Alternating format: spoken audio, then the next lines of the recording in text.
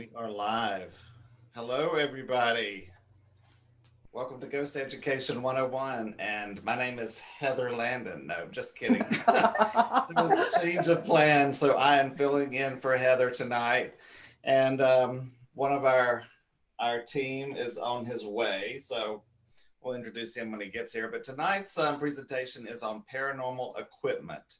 And Robert Bradley is going to be talking about how to choose the correct equipment to correspond with your experiments that you design for your investigations. And our ladies from down under are going to be talking about some equipment, in specific the spirit box, which one is one of Robert's favorite pieces of equipment.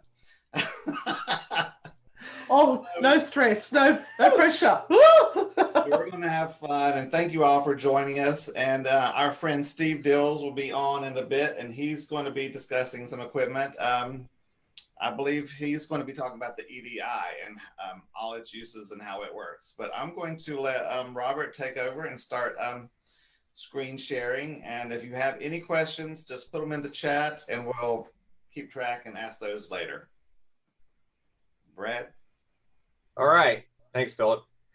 My name is Brad Bradley. I'm the research coordinator for the Center for Paranormal Research and Investigation.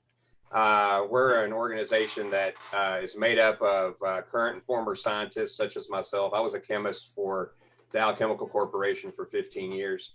And now I have some video conferencing and audio engineering stuff in my background too. But we're made up of the current and former scientists and engineers and police officers. We essentially have people with specific skill sets to help out in our research that we're doing at the time. So we have about 30 people in our organization, including several medical professionals and the chair of a sociology department at a university here too. So we have all kinds of different skill sets. But right now, what I'm going to talk about, let me share my screen here.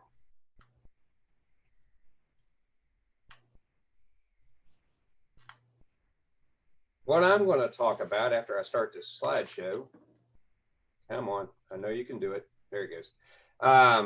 What I'm going to do is I'm going to talk a little bit about using experimental design in your equipment selection when you're going on site somewhere. If you're going to go to a site somewhere because somebody says, I saw a ghost, I heard a ghost, I got touched by a ghost, I was insulted by a ghost, whatever, they're going to, you're going to go there. So you need to first think about what you're trying to accomplish in going there. And hopefully I'm going to help you clear that up. And so without further ado, we use something that's part of the scientific method called experimental design. That's what we all should be using if we're going to be doing any kind of research into what people think they see and hear and classify as paranormal. You can use experimental design in just about any scenario. Like if somebody calls and said, hey, there's a ghost knocking on my wall, you can sit down and think about your experiment before you get there to see what kind of data you really want to collect or what kind of information you want to glean from the on-site visit. Like what's being reported, what data needs to be collected, what equipment, if any, because Philip's actually going to talk about some stuff later that may not be, you may not need any electronic equipment at all, to collect this data. Only use what is needed. Don't just go in with a box full of stuff you bought on a ghost hunting shop somewhere and throw it all over the place and think that's going to get you something, because it won't.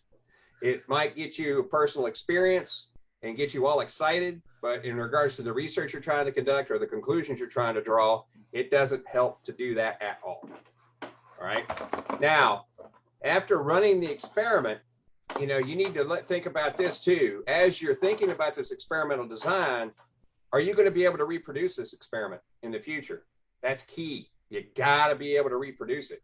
And also, does it need tweaked and rerun after you run it the first time, the experiment the first time?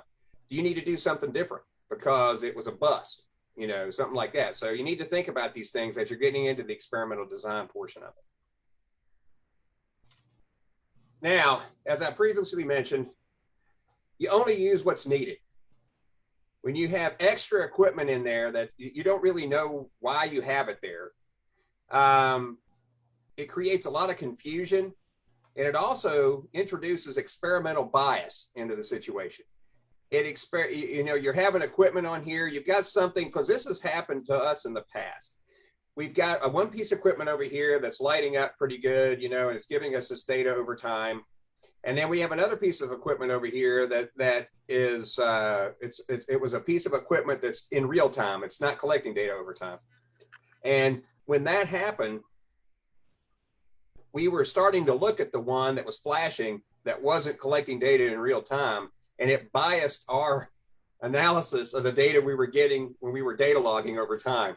So it's not a good idea to do that at all. You should never do that. And also try to stay away from the made for ghost hunting equipment, because first off, you're not really sure what you're getting. If you don't know exactly what you're measuring, stay away from it. Don't go anywhere near it, because people have those things like REM pods. Let's put that REM pod out there. Okay, it lights up when you put your hand around it. What does that mean? Exactly what does that mean? So if you don't know, you don't go anywhere near that thing. Also, there's something else to remember too. Currently, there's no piece of equipment that will tell you that an entity is present. Not a single piece of equipment out there will do that. It'll only tell you it's an anomaly. There's an anomaly out there. Something's different. Something's not normal, but it won't tell you that your dead Uncle Fred's sitting on the bed. So just realize that. All right. Now, I was also talking about some other things too for made for ghost hunting equipment. If you talk about, I see a lot of people talk about SLS cameras like the Microsoft Kinect. What people don't realize about those is that they are so full of the possibilities of contamination are numerous. And unless you have a perfectly blank white wall and that thing is sitting stationary in front of that wall, and you have no temperature changes and no barometric pressure changes, then you might be able to look at that. But that's not the way people use those things. So that's another case where you don't really know what you're getting. They don't understand what the cameras do, and they don't really know what they're getting. We were talking about K2. Hey, there's Steve. Hey, Steve. But when you talk about a K2 meter, a lot of people were using those back in the day. And what people don't realize is the range on a K2 meter is so broad, it'll pick up, like Philip was talking about, it'll pick up an airplane flying overhead sometimes. It'll also pick up radio stations, like AM radio stations, and it'll pick up police band. It'll pick up all kinds of stuff. And this stuff can propagate over tens of miles a lot of times. So that's just perfect examples. This stuff that I was talking about. So I'm going to move on though, because I could go on for days about this. Steve knows that. And by the way, all too well. I didn't know your name was David Deal, by the way. We don't know about that. Anyway, here's a little bit of extra step too. One thing you need to think about is try to use equipment that can collect data over time. If you're going to do any kind of serious research, or you're really trying to find out what's going on, that's something that's really important, because if you do the real time only, just in time kind of stuff, like the light flashes, and that's all you get, then that's only good for personal experiences. That's not really, you can claim, that something happened at that time, but if you don't have anything collected on some kind of data logging device or something like that, or on camera or what have you, if you're not collecting data over time and you can't see that change in the data at that time, then that doesn't help you a whole lot. And I also understand exactly what the equipment will give you and what that data means. That's the problem a lot of us have, is we get out there, we get this thing, it has a bunch of flashing lights. What does that mean? What's that giving us? What sensors in there? Is it calibrated? What's its sensitivity? That kind of stuff. So that's very important that you need that kind of stuff. And Steve, in a little bit, is going to talk about a piece of equipment that I'm kind of fond of, right now. There's only one drawback to it, but I'll talk about that later. It's the sampling rate. But the thing actually, we know what sensors are in it, we know what it measures, and we know its calibration. That's key right there. So also, if you look at audio recording devices, they can be tricky.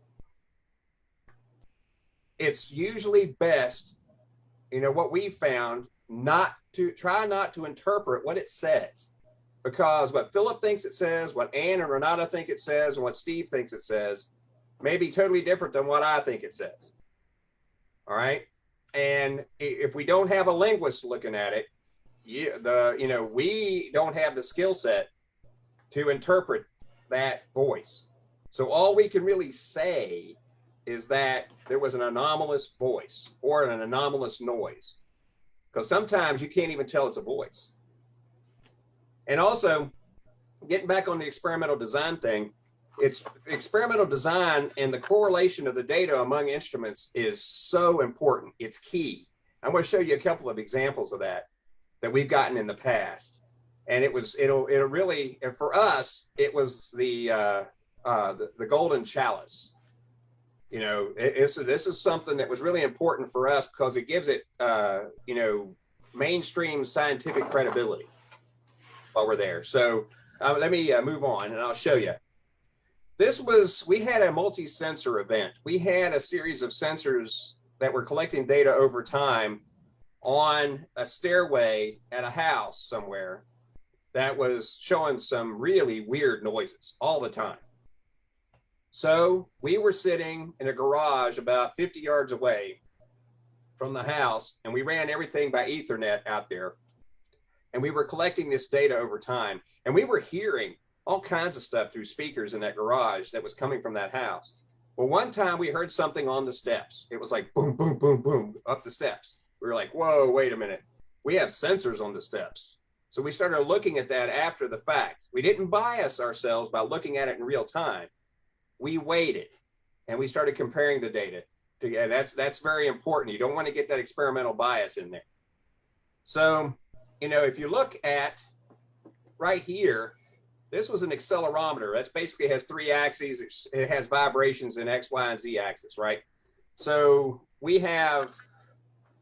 saw right here was when it happened. That's the exact time that it happened. And lo and behold, see, these times we know exactly what was going on. These were team members. And we knew exactly what was going on there. This was not. And this right here started when we ran in the house to find out what was going on. So this happened right here. That's just the accelerometer. We also had a light meter in there on the same stairwell. And lo and behold, the same time, you can see when we ran in,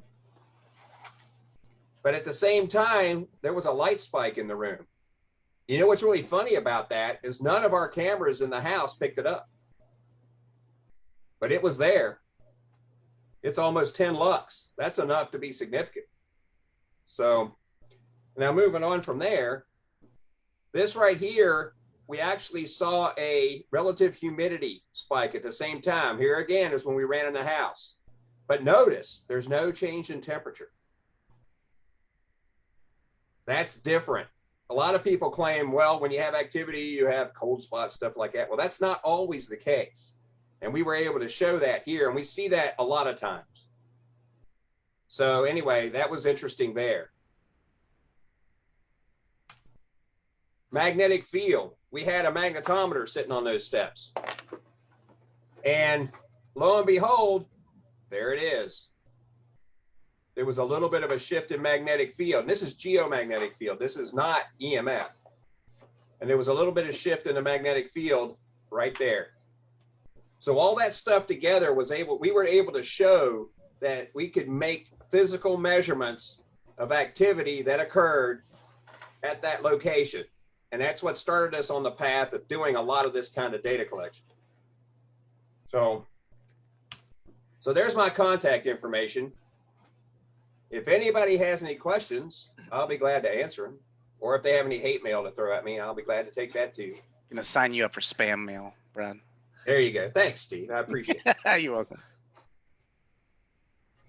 But anyway, yeah, in case you don't know, I only live about 20 miles away from Steve. So I can go egg his house at any time. Like to see you get to ours. Yeah, true enough. I would love to get to your house. I've got a question about the radiation spikes. When did we really start noticing that was an occurrence that was happening? When? Because that's relatively new to me, and you're the one that prompted me to get a radiation detector, and I still don't know what the heck to do with it. But and I totally forgot to bring it up, Philip, and I apologize. But we noticed we started seeing reports of people within the Taps family passing away due to complications and cancer and such caused by long-term exposure to ionizing radiation. And we were like, uh-oh, we don't want to do that. So we started carrying Geiger counters with us and putting them in basements and stuff in case there was a radon problem. Because, me working for the health department, I know all about radon. So I was like, well, wait a minute, maybe that's the problem. So we started putting these things there. And then we noticed that on occasion, we get the standard background radiation. It changes a little bit over time. And that's usually around 18 counts per minute here in Virginia, in Eastern Virginia. Western Virginia, you get out around where they have uranium and it goes a little higher than that. But here in Eastern Virginia, we noticed it's around 18 counts per minute. We started seeing spikes in radiation, like actual spikes. Like it would go up and back down. It would go all the way up to 70 counts per minute and then back down again. And don't get me started on one I showed Steve that went all the way up to 270 counts per million and back down again. Just glad I wasn't standing there at that point in time. Yeah, we would have been seriously sunburned at that point. And a solar flare is not going to cause that, correct? No. Ionizing radiation is what you detect with a Geiger counter. Okay. And it's the stuff that's given off by uranium. And spikes like that happen whenever there's a nuclear weapon detonation. Because typically if it's coming from a power plant or if it's coming from a nuclear leak from somewhere, it's going to go up and stay up for a while. Yeah. There you go. Exactly. The GMC 300 and 320, that series is exactly what we use. We have 4 of them. I don't know what the heck to do with it, but I'm excited. And I have another one too. Let me see if I can dig it out here real quick. It's right here. Oh, All right. It's a Quarta, and it actually plugs into a computer and runs a computer program, and it actually has a much better sampling rate than the counts per minute you get. It does everything in microsieverts, so it's a lot faster than this was $110, I think. Oh, that's not bad. No, but I've started getting those now, and I'm starting to collect laptops too. I've got some old broken laptops in here, but the radiation though, when those spikes happen, we were able to correlate that with activity that we were picking up, like anomalous sounds usually. Mm-hmm. And there's a slaves quarters at a house in Surrey County here that has, we picked up the sound of footsteps and like a screen door opening and slamming in there. And we got a spike in a change in radiation and a spike in radiation and a spike in geomagnetic field on all 3 axes when that happened. And that right there is, we're thinking that kind of thing is more related to interactive activity. Some other stuff that we're seeing, it's pretty reproducible for non-interactive activity, like considered residual stuff. So we've seen that almost screams that non-interactive residual activity is not spiritual in nature. I mean, it's like screams that it's natural, physical type stuff. But this non-interactive stuff with that radiation spike like that, and you're almost looking at like what they do at CERN when they create those micro black holes. When they do stuff like that, that's the kind of stuff they get. So now we're on that tack and we're trying to collect that kind of data. So we're trying to see, because we've written up that stuff and put it on academia.edu. a whole bunch of stuff about that. So that we've already put that one to bed. It's the interactive stuff we're after now. And we're seeing some stuff out there that just is not reproducible, except for radiation and geomagnetic field changes.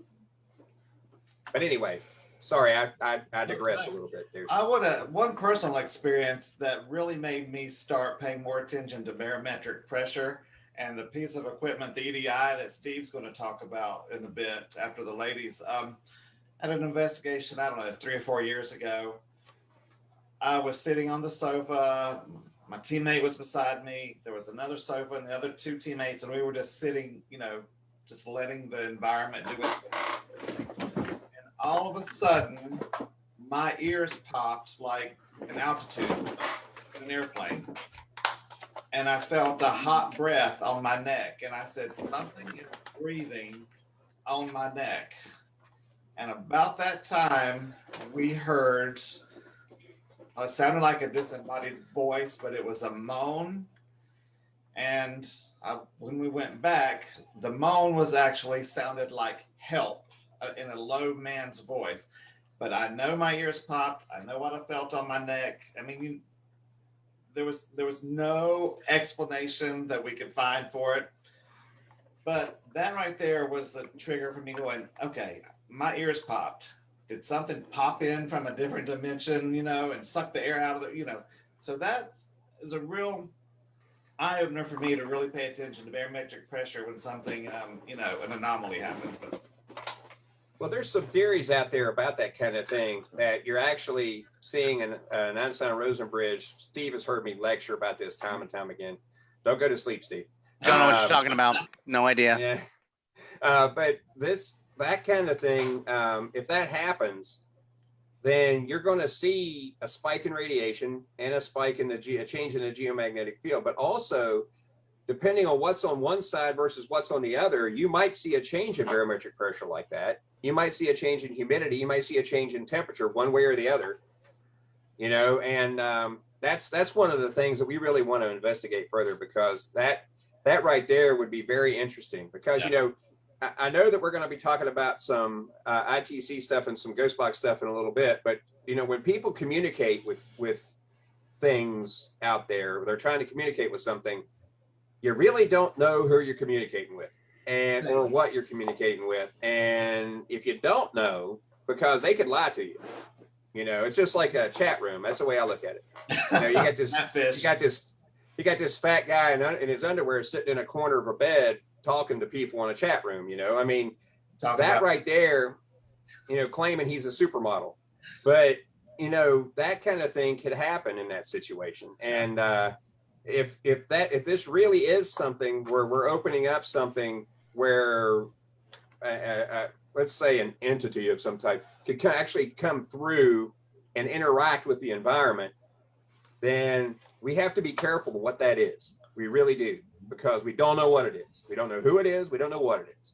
So until we know, then it's best to be really safe in that kind of situation. That's why we don't do any kind of interaction. We tend to do passive data collection.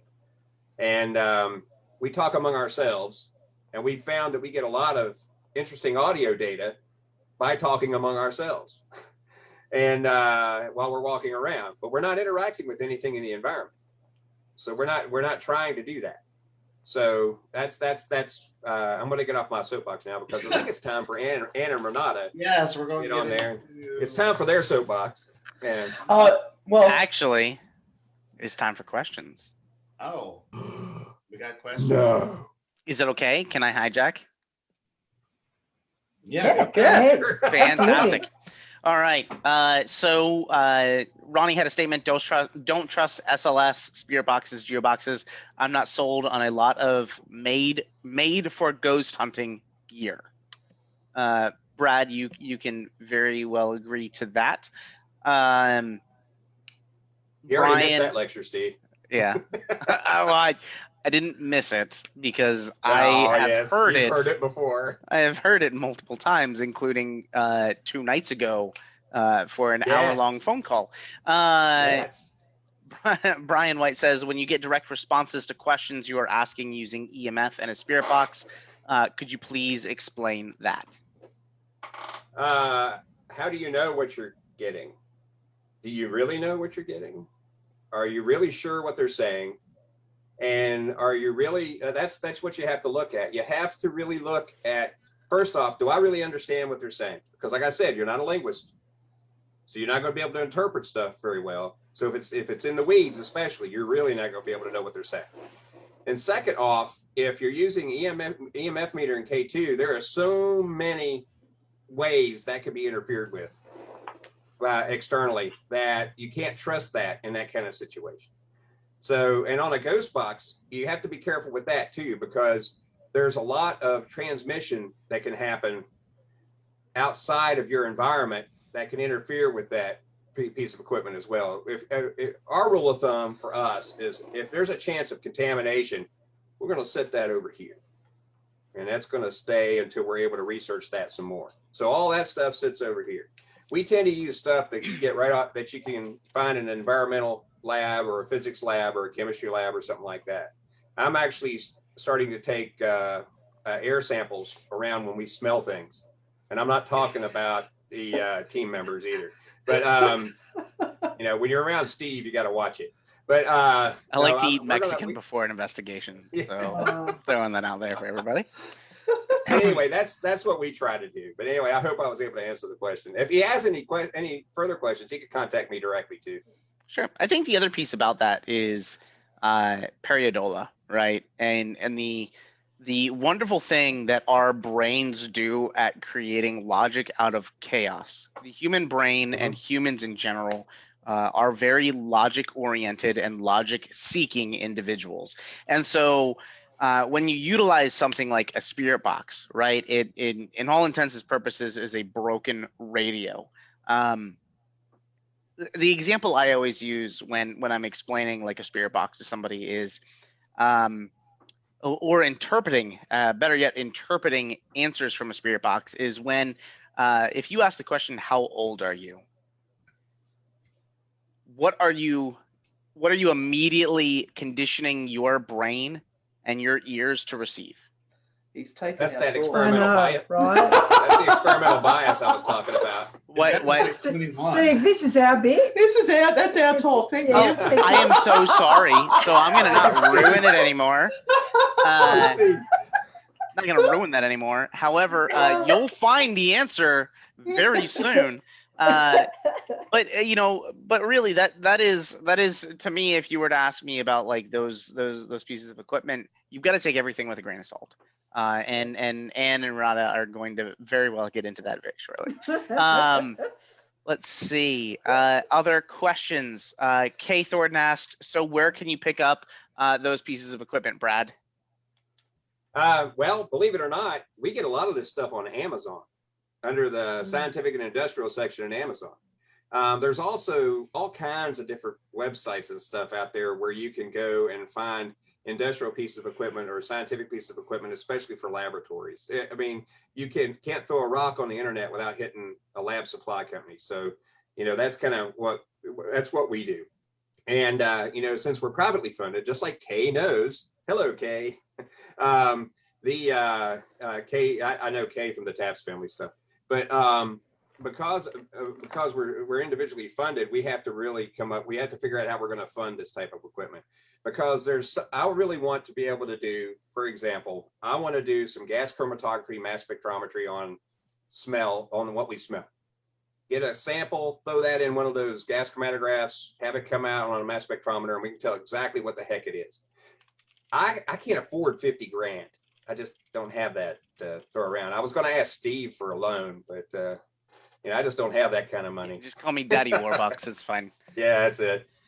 But anyway, that's you could get those. We get a lot of our stuff on Amazon, and those GQ devices that Anna Renata held up a little bit ago, those radiation detectors, or those Geiger counters, those, yep, right there. You can get those on Amazon, and they have the newer versions now that go up to the 380 version, which is pretty nice. It does a lot. It has a lot more bells and whistles. Let me put it that way. But most of ours are just the 300 models. So anyway. And to prove that they are on Amazon, they are actually on my wish list for Amazon. So if anybody wishes to hook me up with some equipment. No, I'm just kidding. But they are actually on my wish list. Kenny Biddle had said CERN does not produce micro black holes. Is right on their website. I actually looked that up while we were talking. Brad, do you want to talk to that? Yeah, I can talk to that. What I meant by that was when they have a particle collision, what happens there is when the particles hit and they break and they scatter.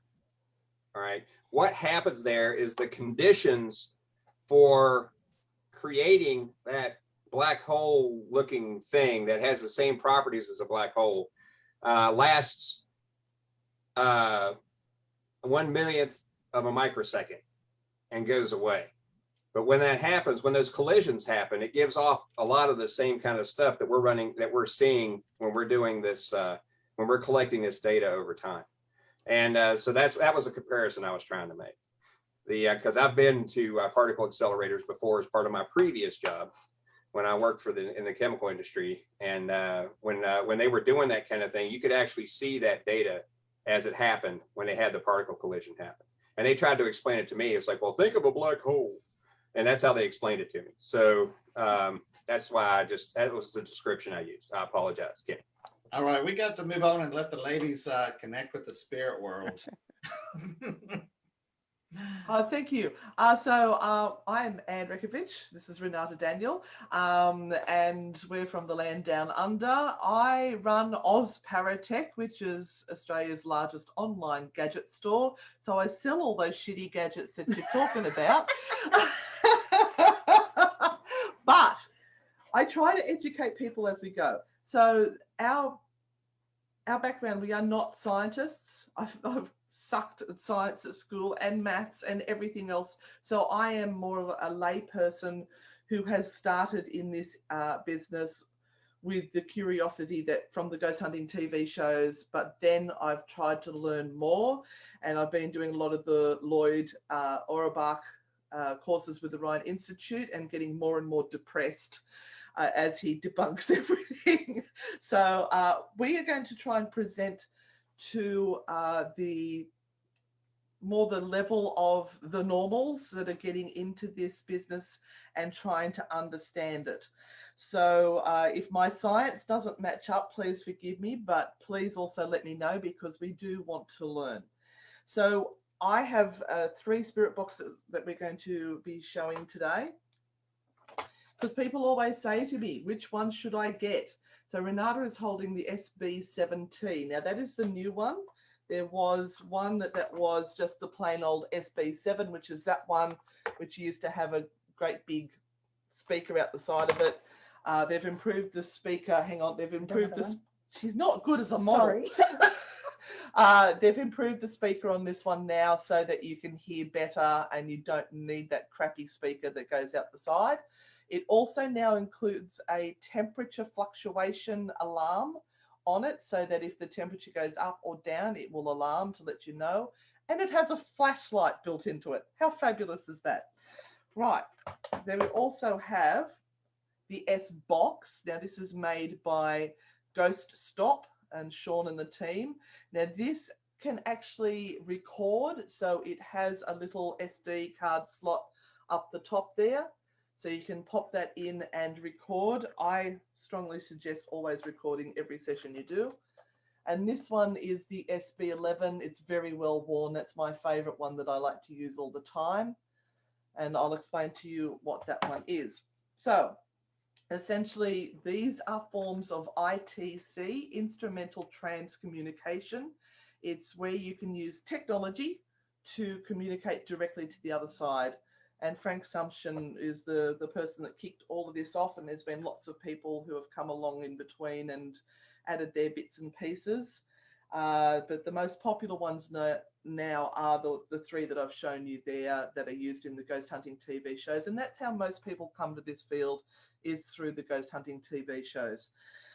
So the way that they work is that they scan through the radio frequencies at a rapid rate. So you have AM radio and you have FM radio. So you choose which one you would like, and then you will start to scan. So notice also this one now has a red light, so that it's better for your night vision. The old ones were blue. So I'm going to turn that up. I need to pop that off the side. Antenna. Here. And you'll hear it start to sweep.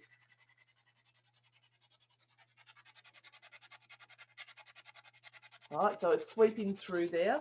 Now, people always ask, what should I put it on as the sweep rate? Well, for me, experiment. So for me, 100 is too fast. 100 means that it's scanning 10,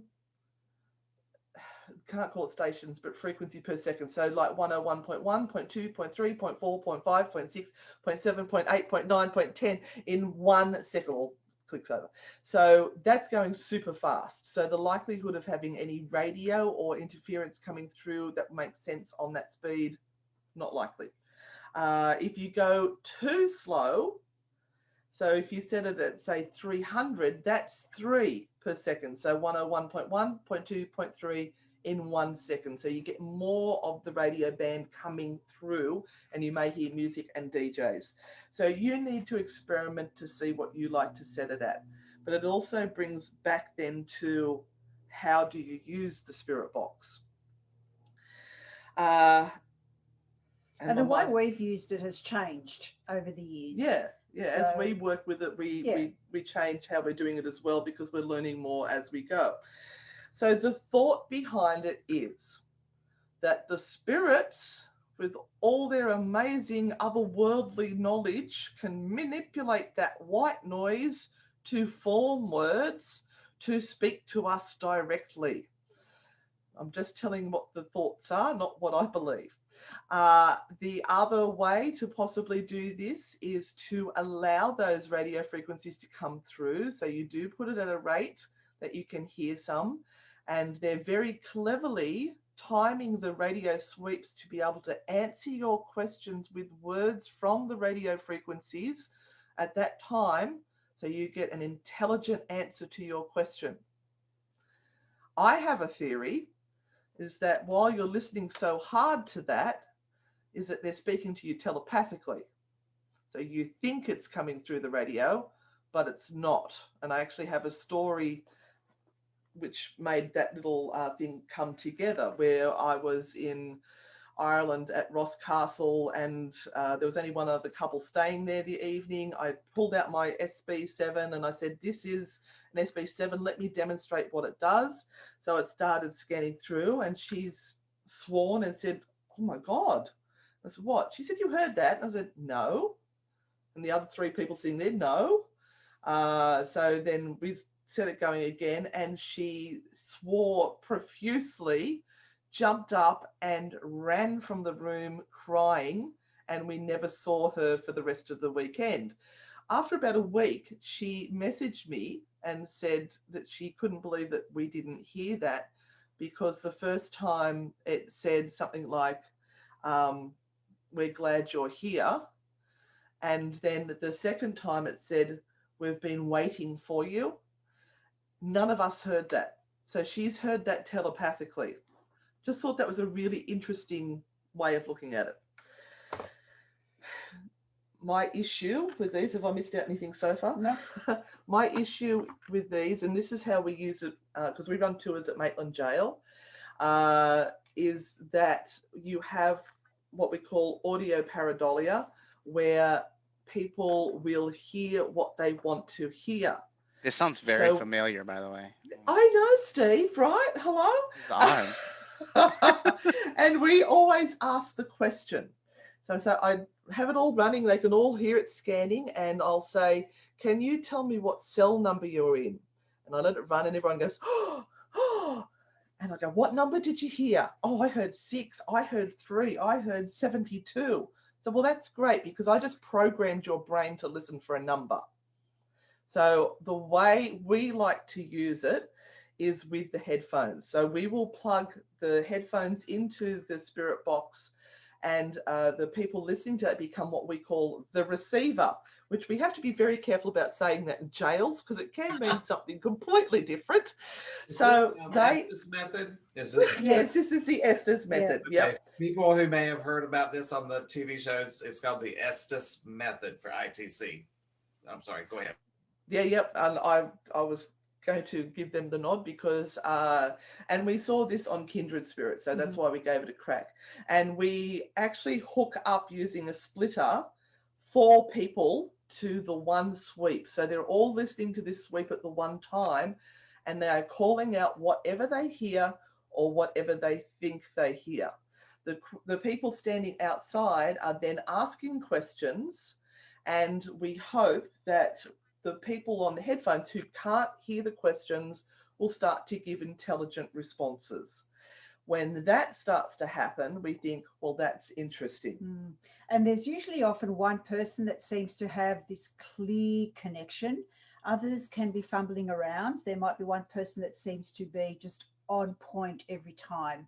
And the thing about that is that what we're trying to do is we're not trying to follow whatever comes through the spirit box or what people believe they're hearing.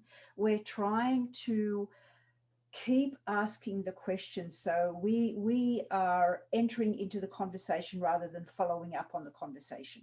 So many people will hear a word and then base the rest of their questioning on the word they've heard. So if they heard the word run randomly come through, they will then say, oh, what do we need to run from? Is there something here?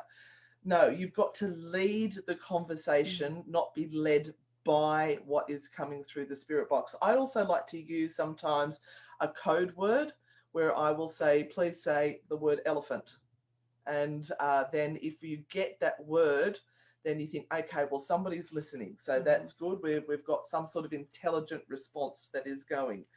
My team does the same thing, by the way, not to interject, but if we're doing an Estes session, and I actually use these exact headphones because they're noise canceling, but they'll ask a really weird question like, do you like apricots or peaches?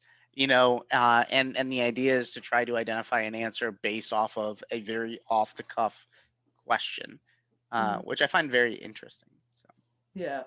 And because I do work at an entry level with Ozparatech for a lot of people who are coming on, they have a total misunderstanding of what this device is.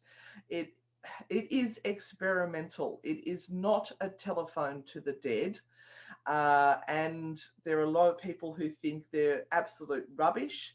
But I think if you use them effectively with controls in place, then you can have some interesting things that happen. Like, for example, in Norfolk Island, we were looking at the Wall of Remembrance for the soldiers that were there, and we were asking questions. Will you tell the story on that? Because I'm hogging the microphone, as I like to do. We were in a return servicemen's club, and there was a Wall of Remembrance where there were dozens and dozens of black and white photos of people who had been killed in the war, and of course their photos were up. And we had about 8 people on headphones over on a far darkened corner, and they were listening to the headphones and just saying what they were hearing. We weren't getting a lot of responses. I was over near the Wall of Remembrance, and then I got a bit of an idea. And they had their backs to us, so they couldn't see us. And so I had a bit of an idea, and I said, okay, guys, now look at me. I'm going to walk along this wall, and I want you to tell me where you are on this wall. That's what you have to do. And so I started walking along and going, am I close to you? Am I near? And we start hearing from the guys who are on the headphones, one step further, on to the right, to the left. And so their whole conversation changed, the whole lot of them at once. And they started to direct me to particular photos. And when I got to the photo, and I'm not directionally talking to them, I'm talking in a different direction. I'm talking to the photos, and I'm saying, for example, okay, I've got you here. You have a medal on. Can you tell me what color the ribbon on the medal is? And this was an interesting one because we were in darkened light, and I can't remember the color, but I think that they said yellow. And I looked at it and I went, no, it's not yellow. I can't see it's yellow. And they were saying yellow. long story short, after we turned the light on, we actually looked at that ribbon, and the ribbon was yellow. So there were things that were coming through that were being confirmed straight away, which was just so interesting. And that conversation went on for about half an hour It was to 40 massive. minutes. Even down to one that was saying, what are you on? And they've said horse, and this man was on a horse. Yeah. It was, What country are you from? America. And we looked in closely. It was America. It was astounding. yeah. So the spirit boxes can have value, but you have to be careful that you don't use confirmation bias, that you hear what you want to hear. There is also a Faraday cage that you can pop your spirit box, which I've sold my last one, so I don't have one to demonstrate. It's a little pouch made out of a metal cloth, which will block the radio signal. But I do ask people that when you do use your Faraday cages, to pop them down and not touch them, because if you touch them, you become an antenna. So it will then ruin that whole thing. But some people like the pure white noise with no radio signal coming through. And then if something does come through in that chaos of white noise, that's really interesting. And other people like to use the radio. My suggestion is you experiment with it and see what works for you. I mean, I can give you demonstrations on the spirit boxes, but I think if anyone's got any questions for us. And a lot of people. Oh, and the types of questions you should ask. Yeah, a lot of people also buy them and they don't read the instructions at all. Read the instructions. And so they will say, it doesn't work because I don't hear Auntie Jane coming through. I wanted to hear Auntie Jane and she's not talking to me. Other people will do weird and wonderful things and believe that every single noise that is coming through is the noise that's being made by a spirit entity. Both of those just don't work. But the type of questions you should ask and we find work the best, it's not the what is your name, how old are you, how did you die, which is all the same old that they must hear every time a ghost investigator comes in. But have a conversation. Have a conversation. Have a conversation. What do you do for a job?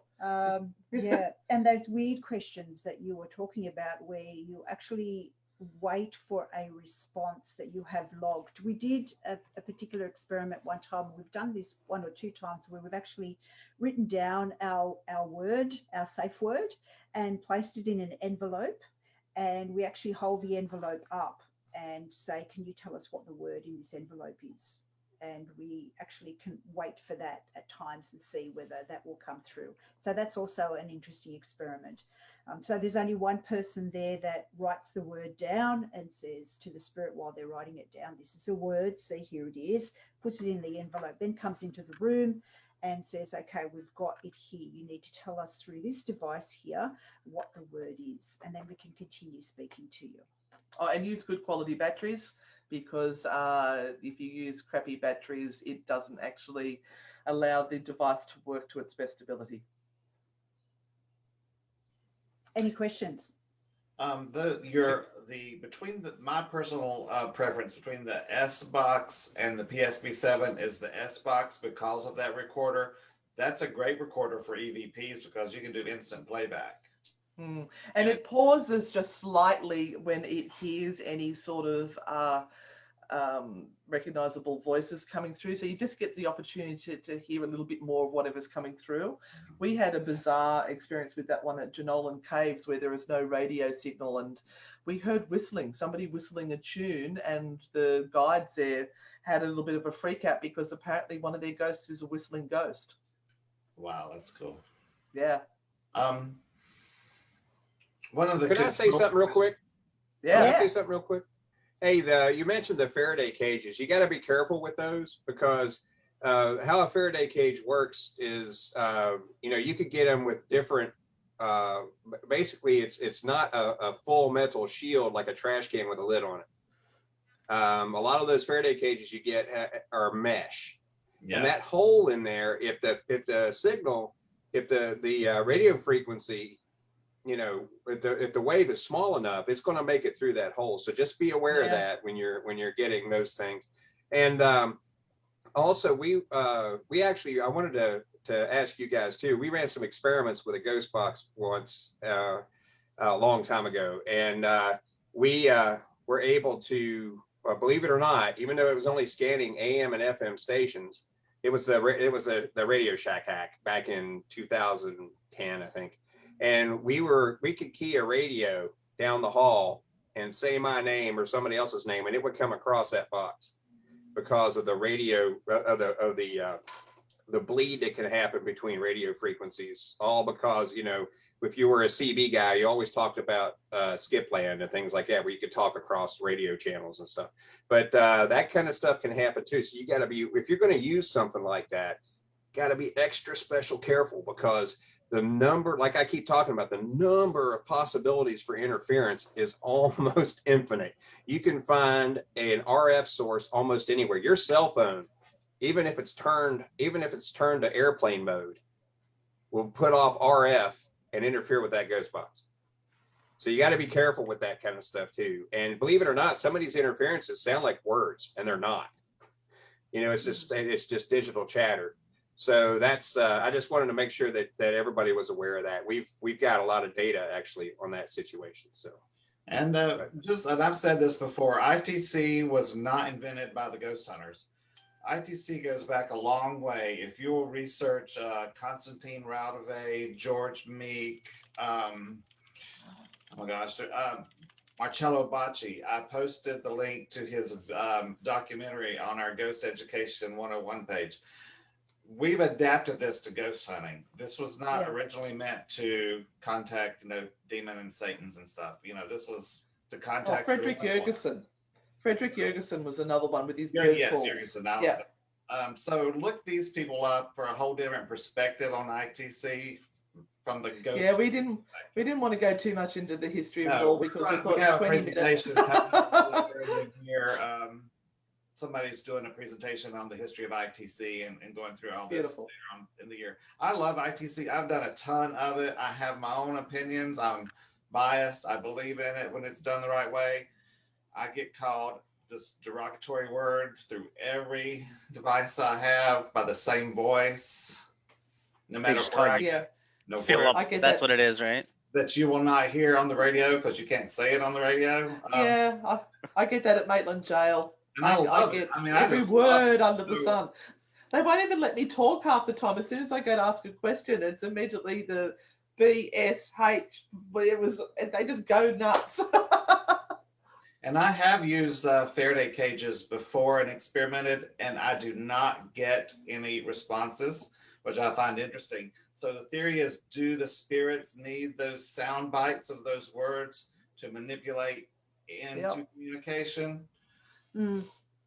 You know, who knows? You and just there's also those trying. You get direct radio voice on a radio station that's not scanning. That a direct radio voice is a whole different aspect of ITC that you guys can look up. And Bella Cordoza, look up her work in Spain. She does direct radio. We've done that, We've actually done that, yeah, where we've put people onto the white noise and just get them to basically use it as a channel, so that they start to sink down into a meditative state and then start to speak whatever images or words are coming to their mind. And we did that the first time at an insane asylum in Tasmania, and we had people running outside vomiting, and it just took them all to a really weird place. Yeah, so I want to go to Tasmania. Now I want to go to Tasmania. I've never wanted to go to Tasmania, but now I want to go. I'll put a link to my YouTube channel, my ITC channel, when I've got old stuff when I was just learning that's a bunch of crap, all the way up to things that I just can't explain, like my mother's voice coming through, speaking to me while she was unable to speak with Alzheimer's. So I know I know what I believe in. So, but I also can talk to dead people. So that's all I'm gonna say. All right. So great conversations and great questions. And because a few minutes ago, after all of the talking, you asked a question, that is a phenomenal segue, if we go back in time a few minutes, to answer some of the questions in chat. The first, and I'm hijacking again, I'm so sorry, but Elizabeth Plaskett asked, where can I get some of these items? Oh, is this for us? Oh, that's for you. I mean, I can answer this, but these are Fantastic. for Now, you. all right, anyone in Australia, go to ozparatech.com, ozparatech.com. If you want to buy them in America, you go to Ghost Stop. It's where we buy the S box from. And Pro Measure is where you can get the SB7 and the SB11 from. There is a new device coming out for the SB7 and the SB11, which will reduce that chatter and just allow the voices to come through. It's nearly here. I like my gadgets. Another opportunity to purchase some of this equipment is buy it secondhand. Buy it from folks that have had it and are looking to sell it. You would be surprised what you see on Facebook Marketplace and on Craigslist. Honestly, that's where I've bought a fair amount of my equipment at more than half of the price, and it's generally kept, pretty well. And there's nothing wrong with secondhand equipment. Also check Amazon.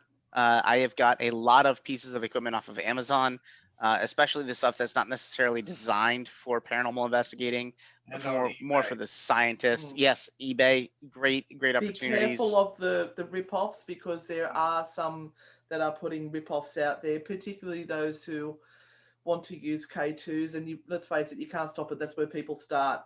Just be aware that there are these ones that you get off Wish, which don't have the lines through it, are the fake ones, whereas those ones are the real ones. And I can pull them apart and show you one day. They're very different inside. There are a lot of radios that you can hack.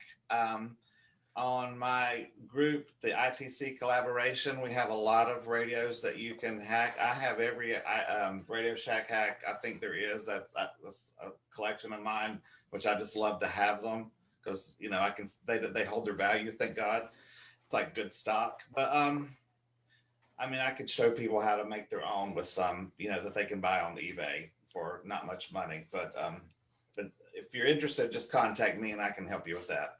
And a quick side note to those of you that are new to investigating and looking to buy a number of devices: do not, by any stretch of the imagination, just go out and purchase a bunch of devices.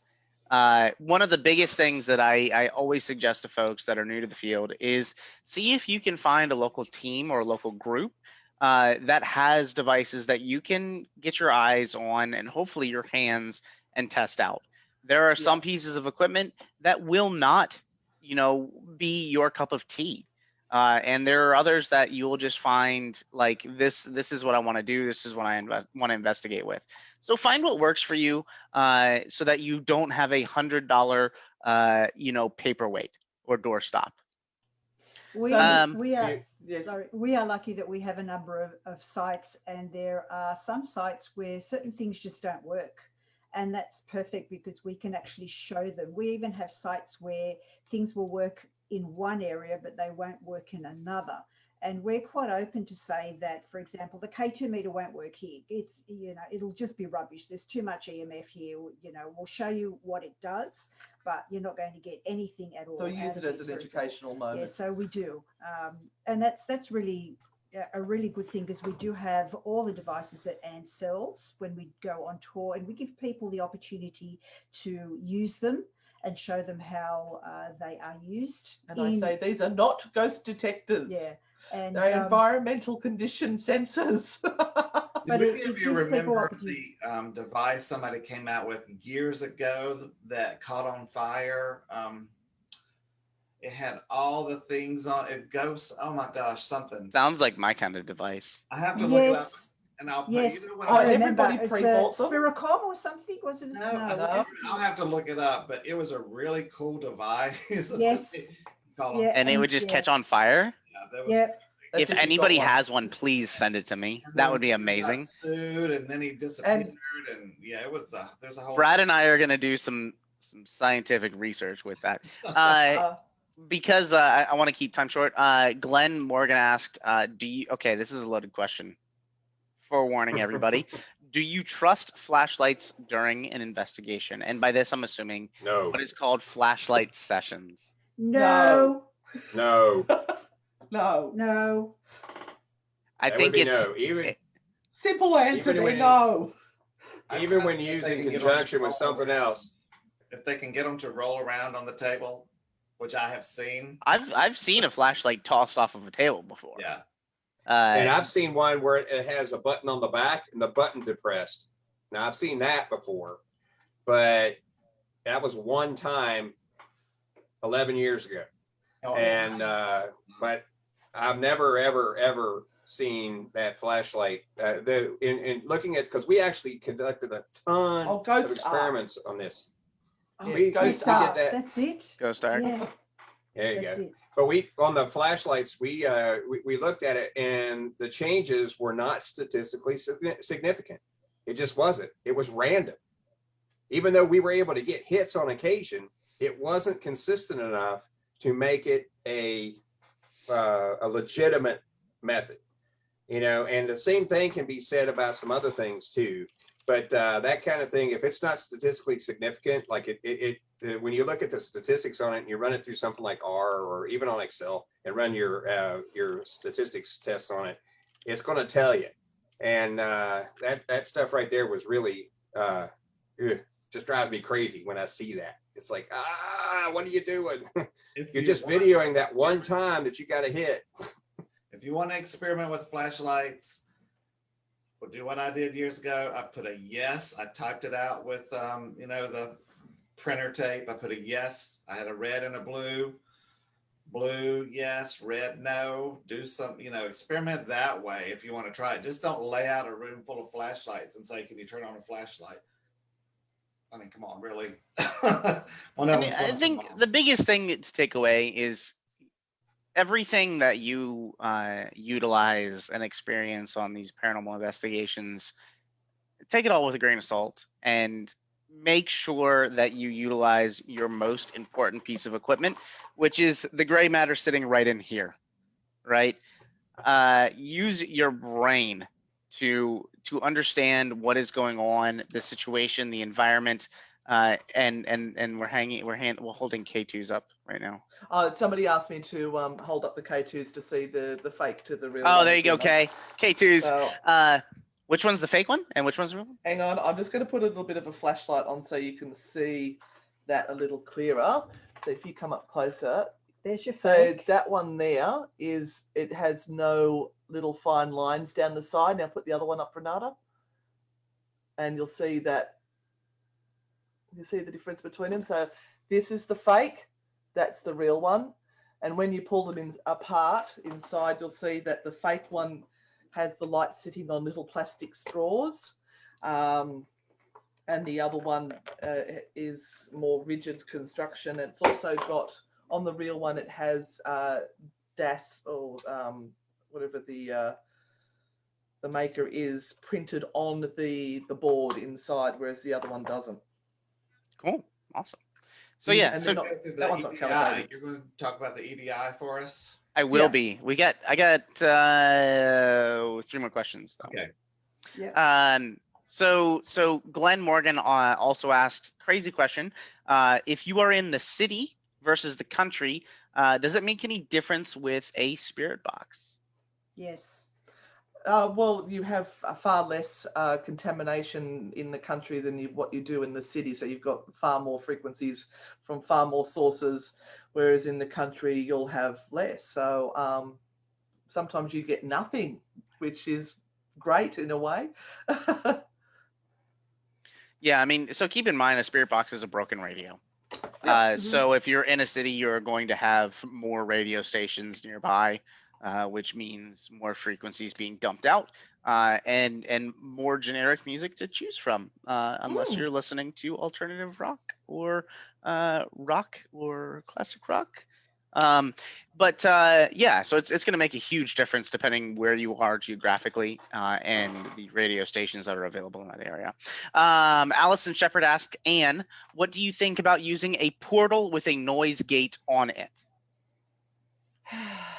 Okay. Yes, I liked that, by the way. I was stocking the portal for a while until I realized what it was. It is an amplifier with 2 guitar pedals, and you plug a SB7 or some form of spirit box into it.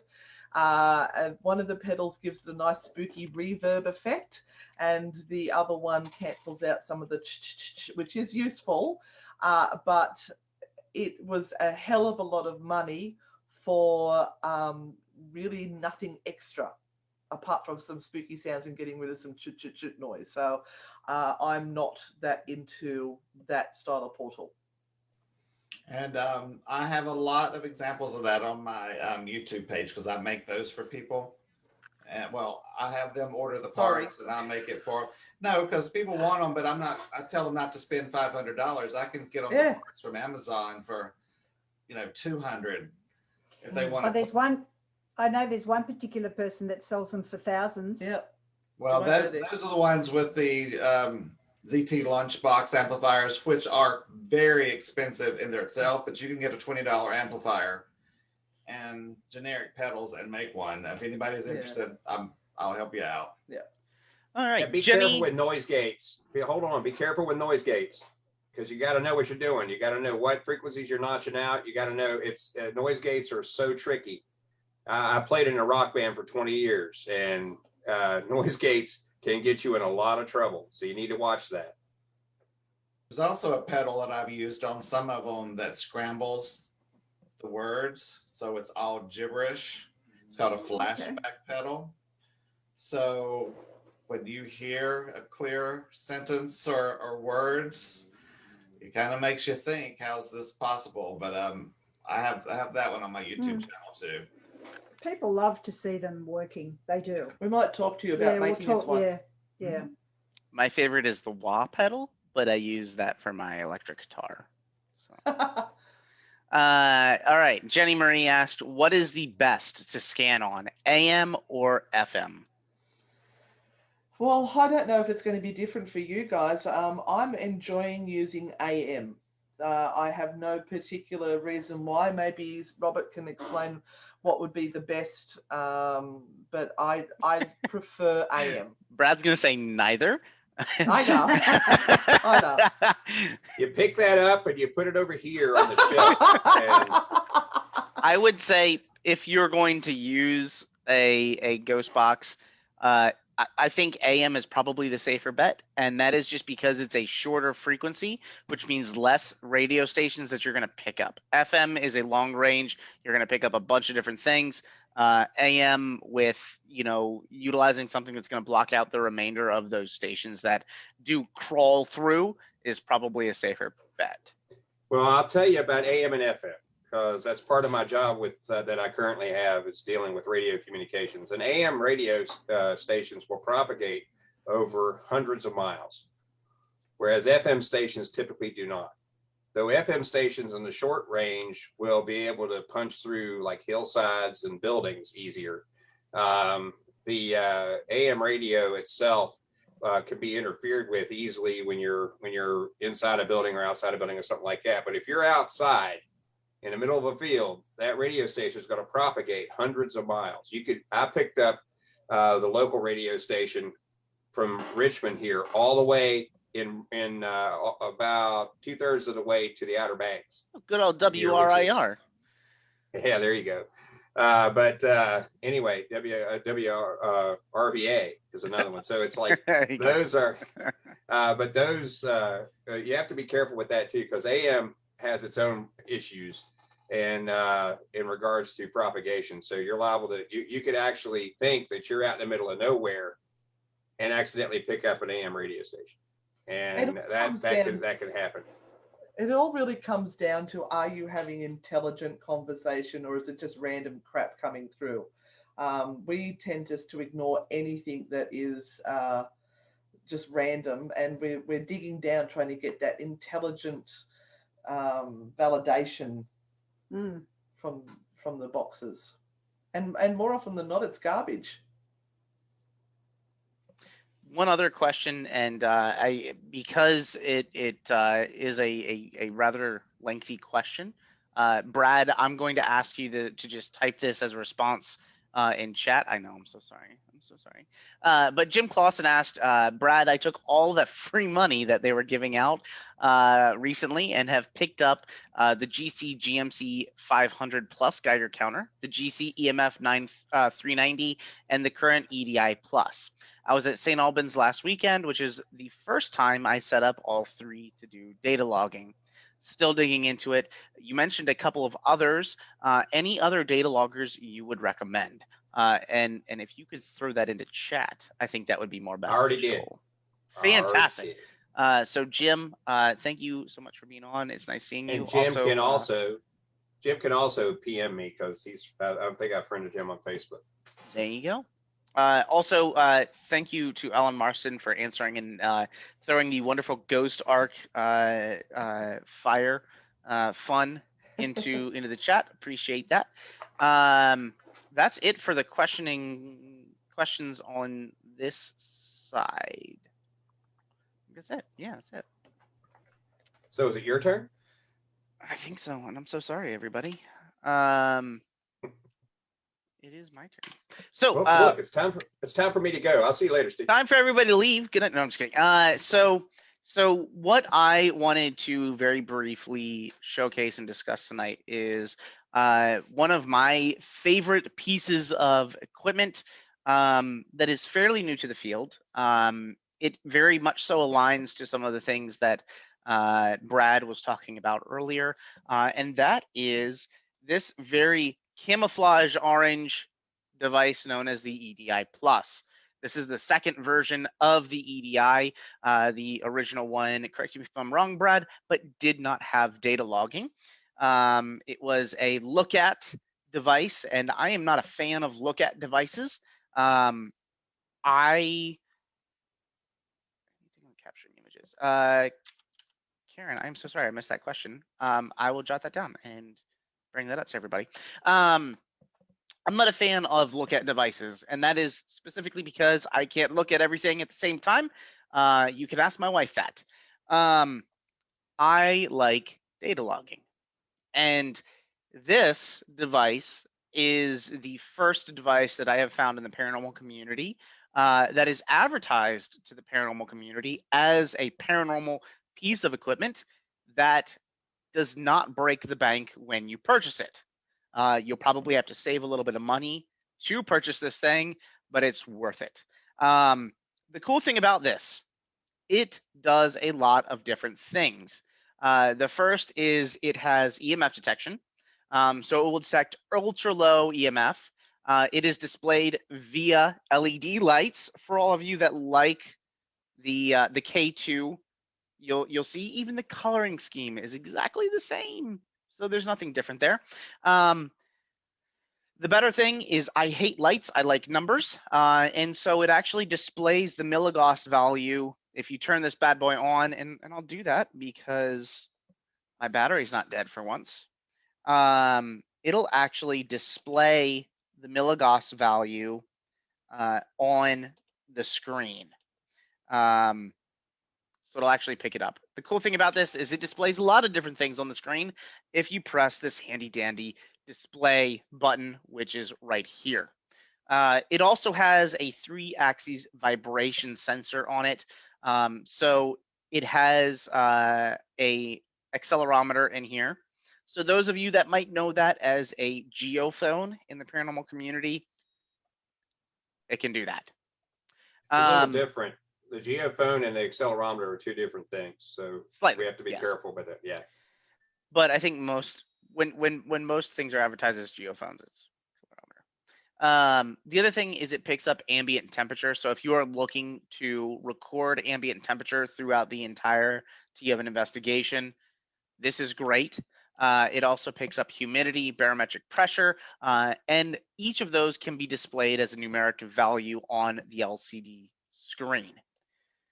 Now, one of the best things about this, it's not a device that you have to pay attention to. All right.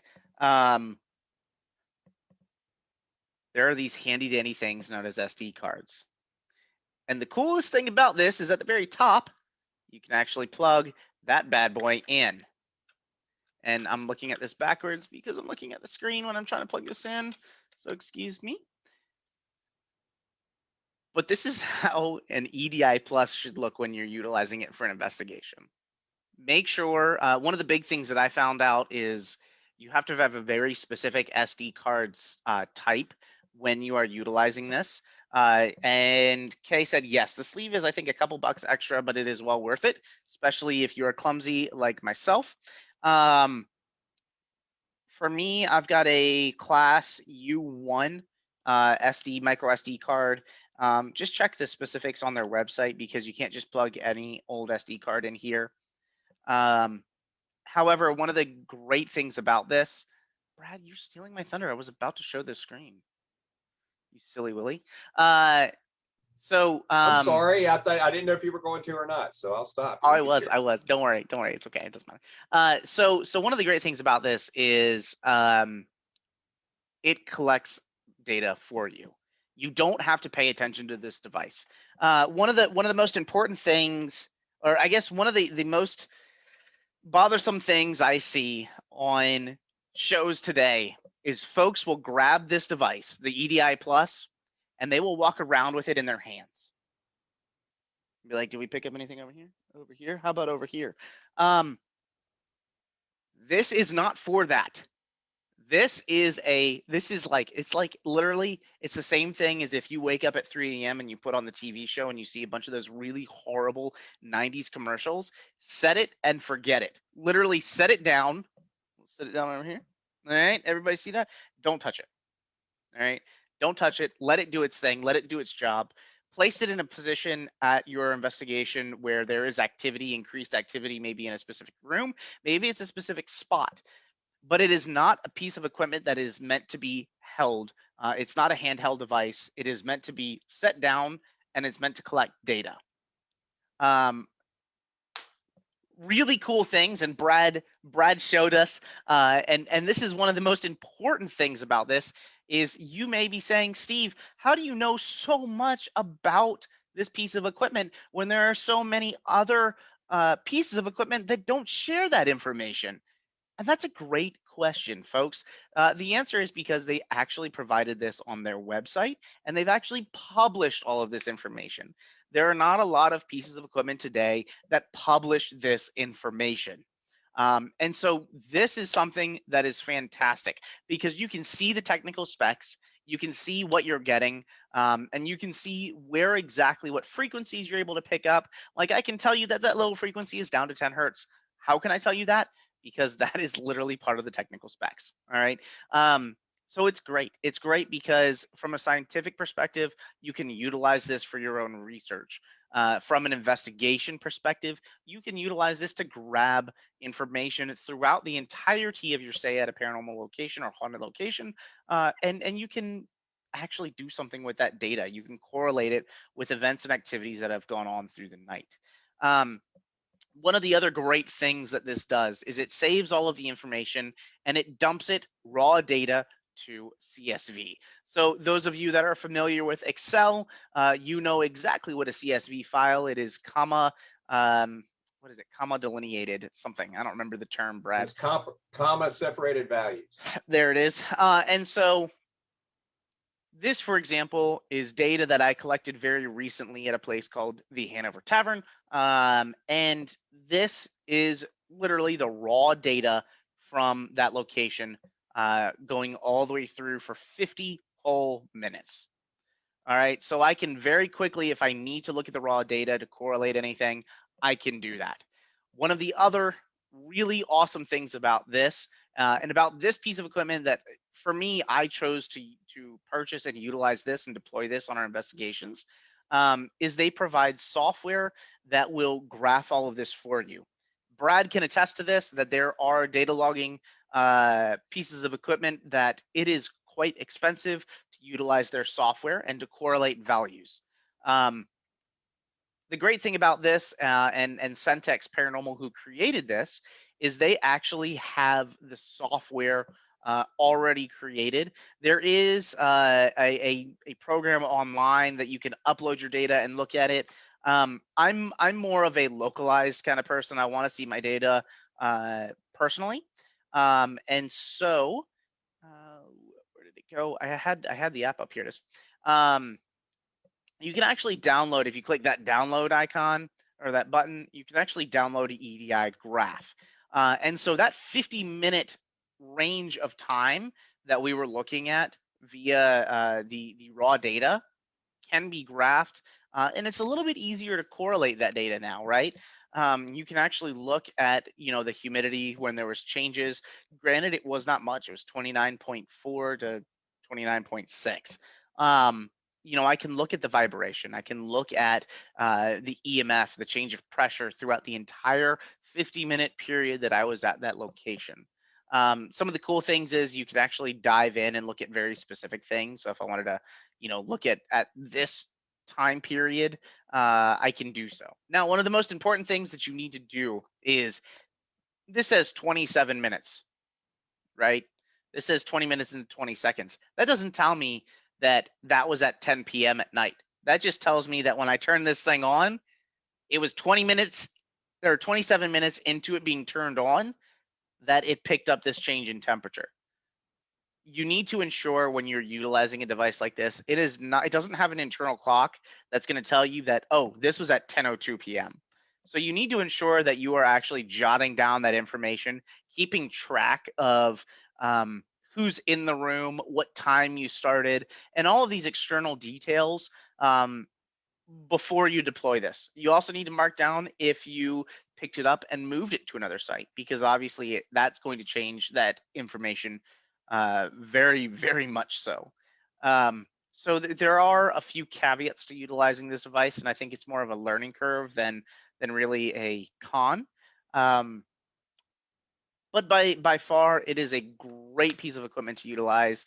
It is by far one of my favorite EMF detectors in the sense of data logging. And it is a very worthwhile piece of equipment to add to your arsenal if you are looking to check out the environmental data while you are investigating a location. Brad, anything to add? Because I know you've got one caveat to that. Yes, there's one gotcha with this piece of equipment, and right now, and actually, I think Syntex is actually working on a new version eventually that's going to fix this issue, but it only has a 1 sample per second sampling rate for all the sensors on it. Now, in the studies that we've done in the past, we've used instrumentation that has a sampling rate of 100 samples per second. So we could catch micro events that happen in that 1 second time period. Because 1 second, you're talking about 1, 2. That during that time period, something could happen, and it might not get captured if you're looking for precision, down to catch these micro events. That the EDI won't do it for you. But if you're going into a location and you're wanting to look at environmental data over time, and that's your experiment, believe it or not, this thing does a really good job. We use the CSV data more so than the EDI graph software. The EDI graph software is good for visualizing all the numbers that you see in that big spreadsheet.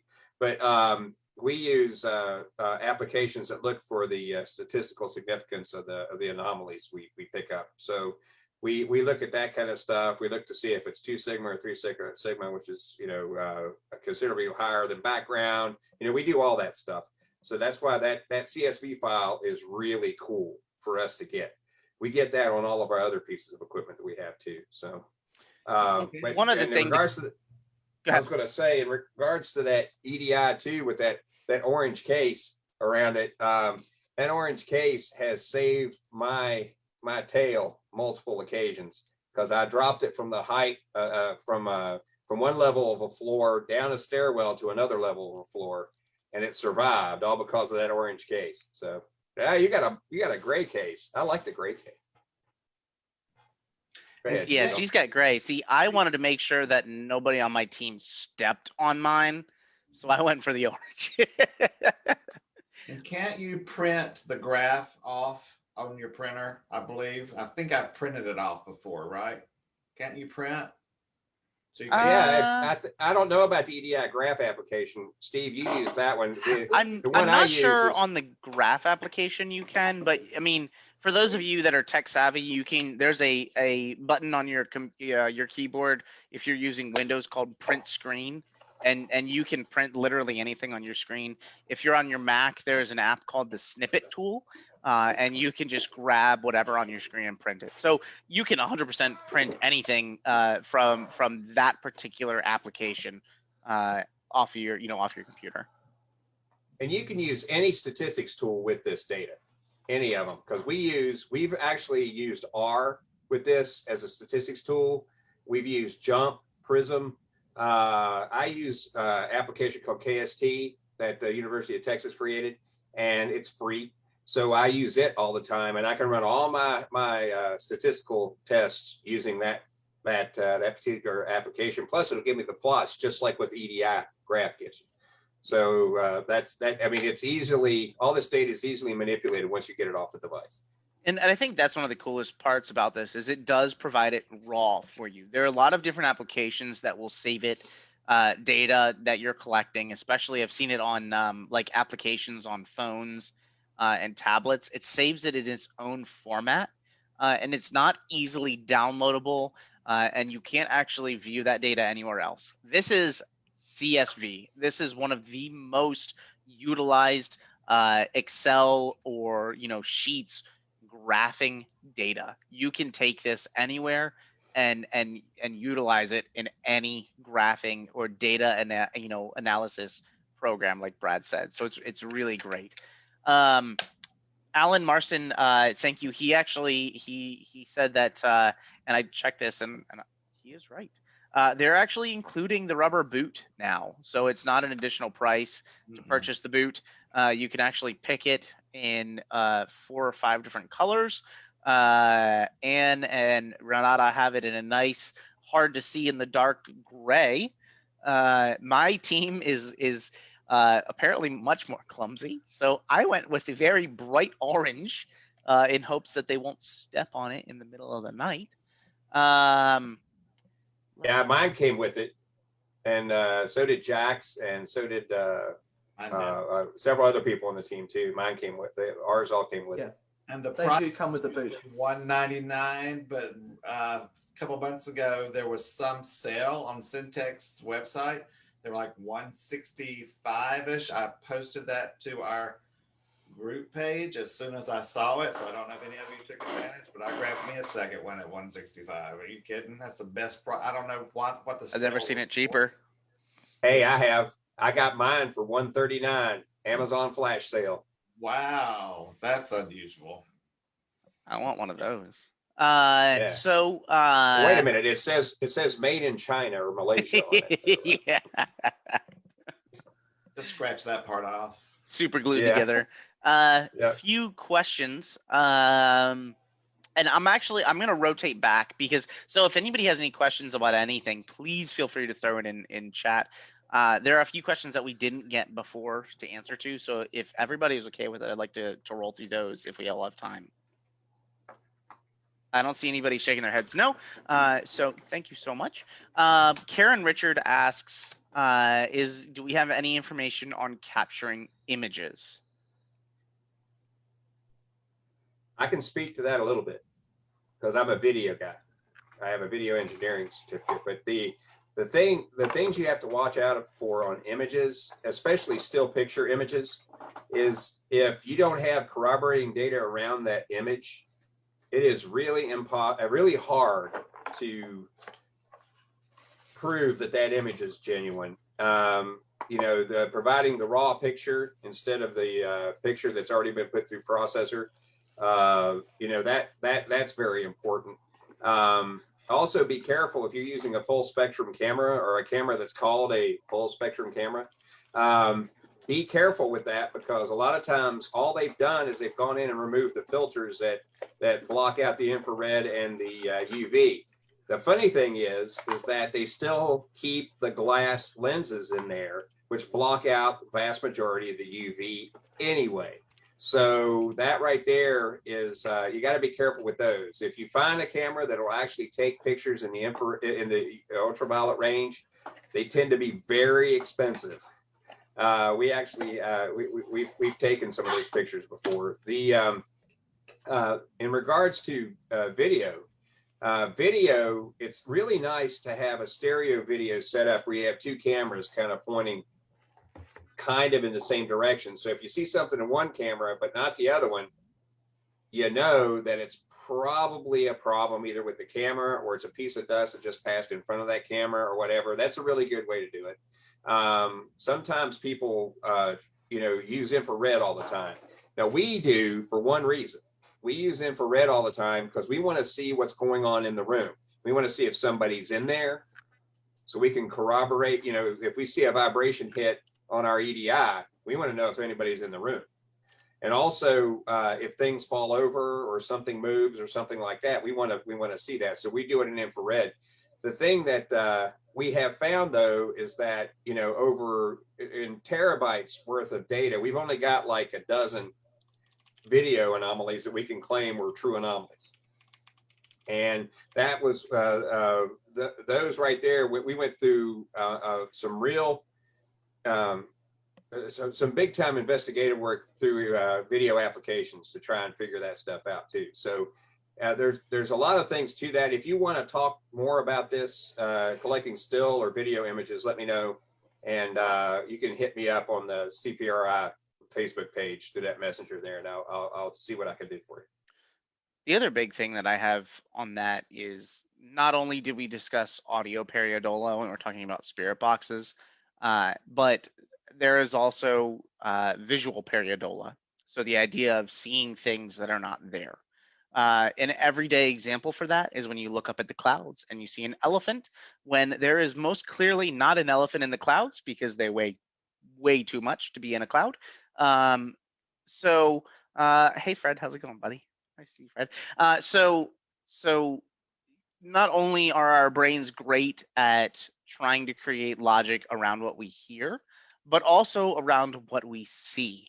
And so I know all of us here on the panel tonight have seen tons of pictures sent to us where they're like, hey, look at this. There's totally somebody in this window. And it's like, well, you had your flash on and it's a sunny day and there's trees around and there's a branch in the way. So it's more than likely not that there's some sort of, our brain is trying to concoct some sort of logic around what we're looking at and creating a figure because that is the most recognizable object. So again, it very much so relates back to utilizing the thing between our ears when we're reviewing a lot of the audio and video and still photography that we are utilizing during investigating. And don't think about orbs being anything they're all real. Paranormal unless you've seen that sucker glow with your own two eyes.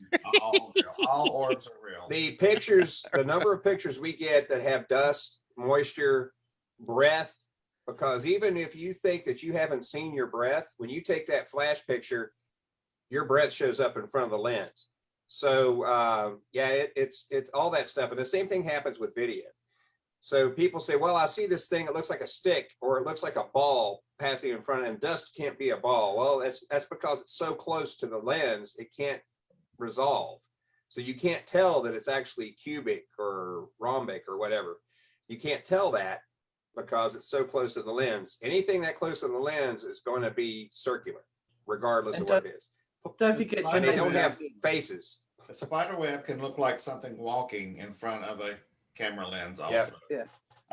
One thing about recording in night vision is it can show pets movement in the house. Sometimes a cat will knock something over, but you don't see the cat because it's in the dark.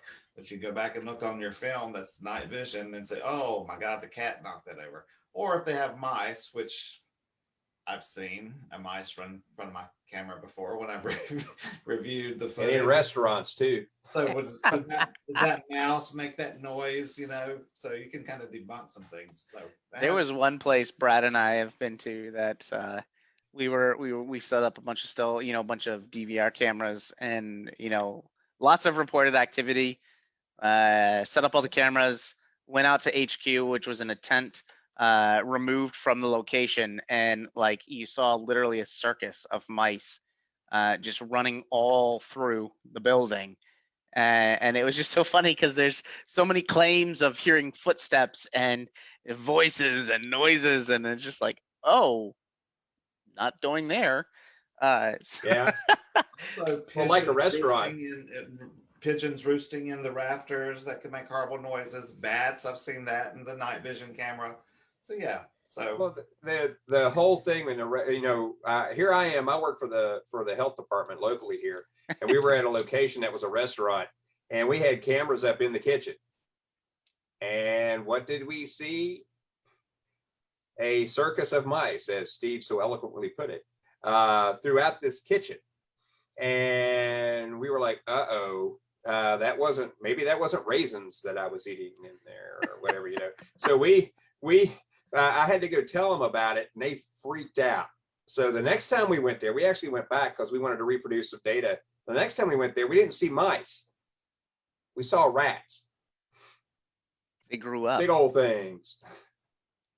So yeah, you'll be surprised what you see in there. And plus, and like Philip said, we could it helps you debunk a lot of noises and stuff that you might see. But sometimes it helps you prove your point about something. Like when a door opens. Remember that, Steve? I very well do.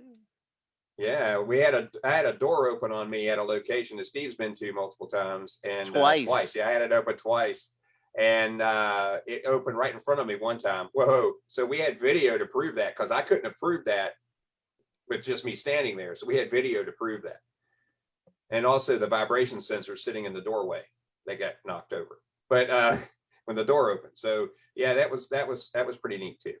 Now, one thing, Brian White says, I have seen orbs in real time, no camera, it's a thing. And we joke about orbs, but 100%, if it's something that is visible that you can actually see with your own two eyes and it is generating some sort of light, definitely. We're not talking about that. When we're joking about orbs, we're referring to the Ring camera feed that you see that somebody has sent you. And they're looking at it and they see something fly by real fast, or somebody walked by a night vision camera in a historic location and all of a sudden there's a bunch of orbs. That's more likely to be some sort of dust, something that was kicked up in the environment, bugs, those sorts of things. Now, again, not discounting orbs in their entirety. I have seen some very interesting video captures around orbs, but by far and large, a lot of what you're seeing on those tends to be dust, something floating in the air, some sort of insect, those sorts of things. Brian White also asked, what is your thought on using a Polaroid camera? I think we probably covered most of that, but I'm going to throw it to you guys just to quickly discuss on that, because we're running quite over time. Does anybody want to go first? I've never used one, so digital cameras. I've never used Polaroid, but I know a lot of spiritualists use Polaroids and just leave a package of wrapped up film laying on the table, and spirits imprint images onto the film. So it's a different perspective of Polaroids. The Polaroid camera has some of the same drawbacks as a digital camera in regards to dust and things like that, because you're going to get the same kind of stuff, because you're collecting, you're collecting the same amount of light and the same kind of picture. The Polaroid also though has an added problem that if the film gets hot, it's going to mess it up a little bit. You're going to get anomalies on the film just from heat. If the film gets too cold, it won't process properly. And also, if there's any kind of radiation in the room or anything like that, like if there's any kind of ultraviolet light, don't take that daggone film out because it's gonna ruin it. So that has its own drawbacks right there. But if you can control those. One thing I'll add is if you do have a questionable piece of, quote unquote evidence that you've got in a still photo and you're looking for some answer. First off, the metadata that is collected with the camera is a very important piece of validity. There are so many pieces of quote unquote evidence floating around today that have been edited by an application on a cell phone or edited in Photoshop. And so the metadata tends to be very important when you want to show validity. The other thing is don't ask your friends, ask a photographer. Because a friend that is a photographer will be able to tell you that is a lens flare, or that lens is picking up something over here because of the angle that you shot at. If you ask, somebody that doesn't have as much knowledge in photography, and I'm not talking about somebody that goes out and takes pictures on the weekends for fun. I'm talking about somebody that actually seriously does this because it is a lot of work. There is more to it than you would expect. If you're looking at aperture, exposure, temperature, the lighting, there's so many things that go into taking a photo. So when you go and throw them out online and on Facebook and Instagram and say, what do you think? Ask a photographer. They will give you 100% true answer, especially because they are removed from the paranormal field. They are not looking at it from a paranormal aspect. They are looking at it from a photographic perspective. So, and that brings up, the other point too about peer review. You're asking somebody to review your picture that's a professional in the field of taking pictures. That's what we should be doing in regards to the data, the other data we collect. Somebody that's either, if we're looking at EMF data, somebody that's like a electromagnetic engineer with the Navy or somebody like that. Those are the people we need to be asking about this stuff, and not somebody else in the paranormal field that happens to be a ghost hunter. We need to be asking the people that are skilled in the collection of the data that you're collecting. And that could be somebody, a physics professor, that could be a lab tech, that could be a medical professional, somebody like that. Those are the people we need to be doing peer review. Yeah, stop asking in those groups, the paranormal groups that are on Facebook, where you pop up a picture and say, what do you think, guys? And everyone's saying, burn your house. Yeah. Always say it's a demon. It drives me nuts when people are like, step 1, pour salt all around, encompass your house in salt. And I'm like, do you want mice and ants? Because that's a great way to get both of those. It's a demon. I'm sick and tired of being nuts. abused, actually. Yeah, we try. Yeah, I'm tired of being abused of when people send photos. So I worked in the photographic industry for a very long time. I was a professional photographer. I worked in dark rooms, processing photographs. I kind of know a little bit of stuff about photography. And when I give people my sincere knowledge with you're obviously lying then. Yeah, I have no idea what. And you don't know what you're talking about. I need to go watch a YouTube video so I can know more than you. Absolutely abuse the crap out of me. And I go, what'd you ask me for? Why did you ask me? I've actually taken to saying that when people ask me, would you like to see my photo? I go, no, because you probably won't like what I'm going to say. Yeah. I'll ask people very similar, and I'll say, would you like, the honest truth, or do you want me to tell you what you want to hear? And that's not to sound mean or horrible. No. But I have a very important saying: you need to meet people where they are, and if they're looking for an honest answer, a scientific, based answer, that might upset some folks. If you're going out to so when you're going out to investigate, keep an open mind with some of those things. Not everything you experience is paranormal, and by far the vast amount of things that you are experiencing is not paranormal. And that's what we're looking for, is try to weeding out the majority of that so we can find those really unique examples and experiences and then research them. Yeah. But they do happen. If you talk, There go ahead, is Philip. things happening. So don't worry. Eventually, you're going to get something, but not everything is paranormal. There's enough that will happen in your career that should satisfy you. And don't slip into the fraud and negligence side of things either. You know, we ran into a house that this guy had another team come into, and Steve is familiar with this story. And he had a team come in there, and the team told him he had a demon in his house.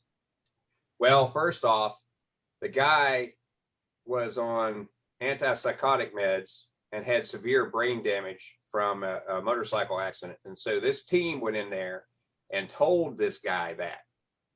So we went in for, his wife asked us to come in for a second opinion. When we went in for the second opinion, we didn't find anything wrong.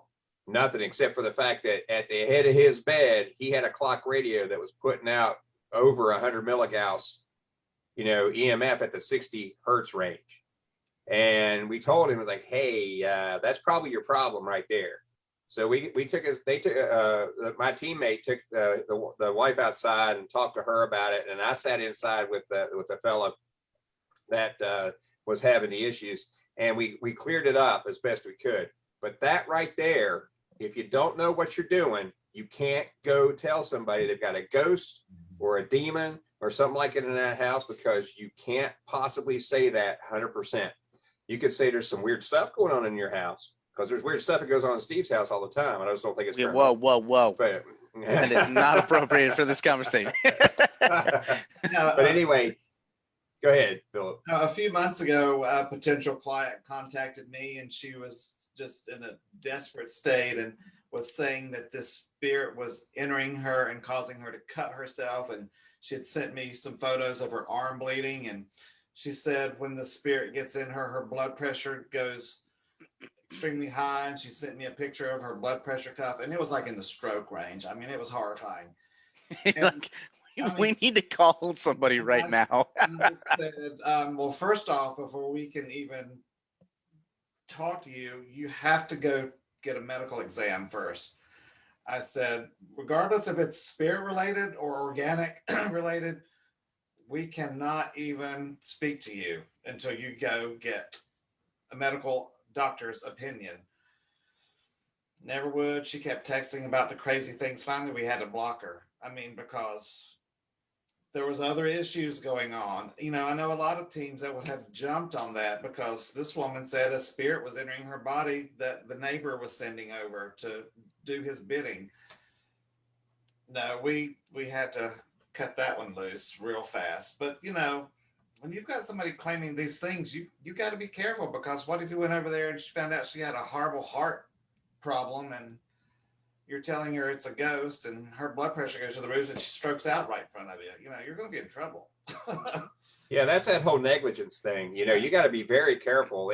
Most of the people in our organization, when we go somewhere, or if we don't do a whole lot of residential visits anymore, because we're more heavily into the research. But if something like that does come up, we have people that can do the interview, that are mandatory reporters. They can look at these people and tell if they're cray-cray or if they have a legitimate I like medical that issue scientific term that you use there, Brad. You like that? Hey, I learned that from my daughter. Yeah. That's scientific.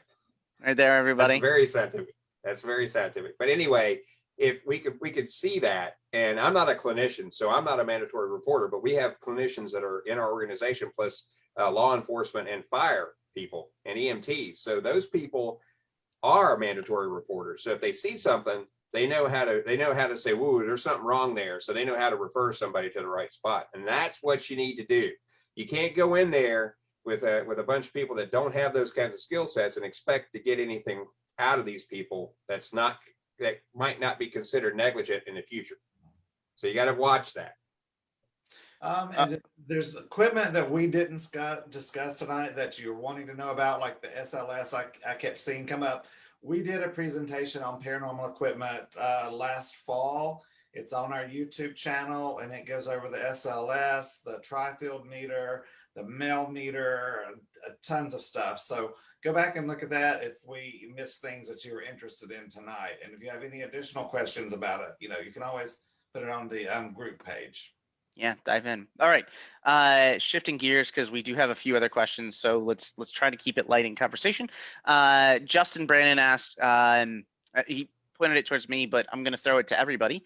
What is the best recorder to record EVPs? I have a question or an answer for this, but let's see what you guys have. I like the zoom range. I had a H1 zoom, H1N zoom. What have you got? I just know the better quality zoom recorders you have, the less EVPs you get. That's true. There is a reason for that. I can tell you that the one that gets the biggest bang for the buck, we found, and Steve knows this, we have an absolute ton of these, are the Tascam. We'll say it in unity. DR05. Tascam. Tascam. And you can get a Tascam DR05 for less than $100. That'll give you everything that a Zoom H1, whatever those numbers are, because I don't do Zoom very often.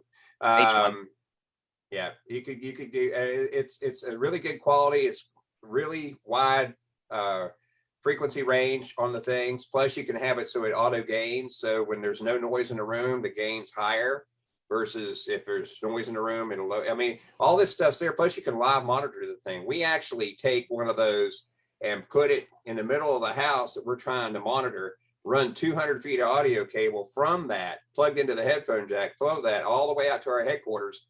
That's our live monitor for the house. So if we hear something bang or walk or voice or something like that, we have it on the recorder. Plus, we're hearing it live, and we can write it on the log while we're sitting out there in front of those cameras and stuff too. So we love that thing.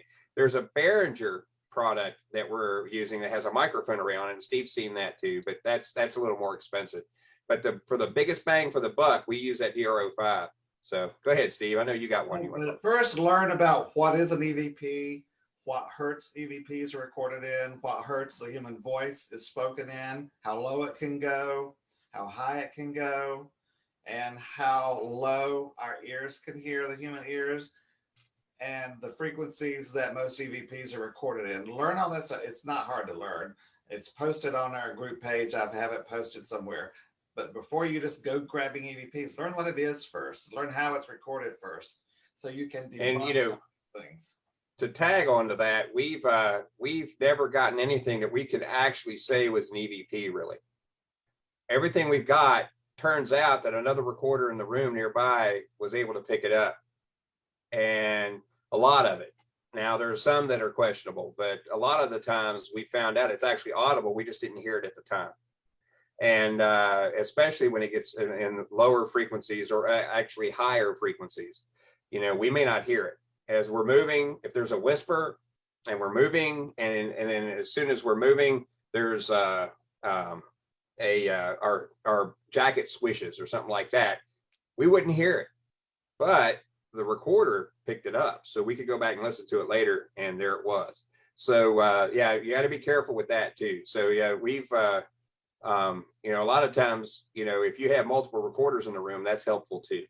And I think that really begs the question of what is an EVP in and of itself. What is an AVP, an EVP, those sorts of things. I will say, for those of you that have your Zoom devices, the really cool thing that Brad described that I love about setting up a microphone or setting up your audio recorder, running a couple hundred feet of cable so that you can listen to it somewhere else. The Zooms can do that function as well. You need to buy an adapter that plugs into the mic input, and it actually goes from mic input to Ethernet cable. And so it's an RJ45 connector. You can run Ethernet and then turn it back into an audio port at the other end with another adapter, and you can get the same thing. Both of them I enjoy. I love using the Tascams when I work with Brad.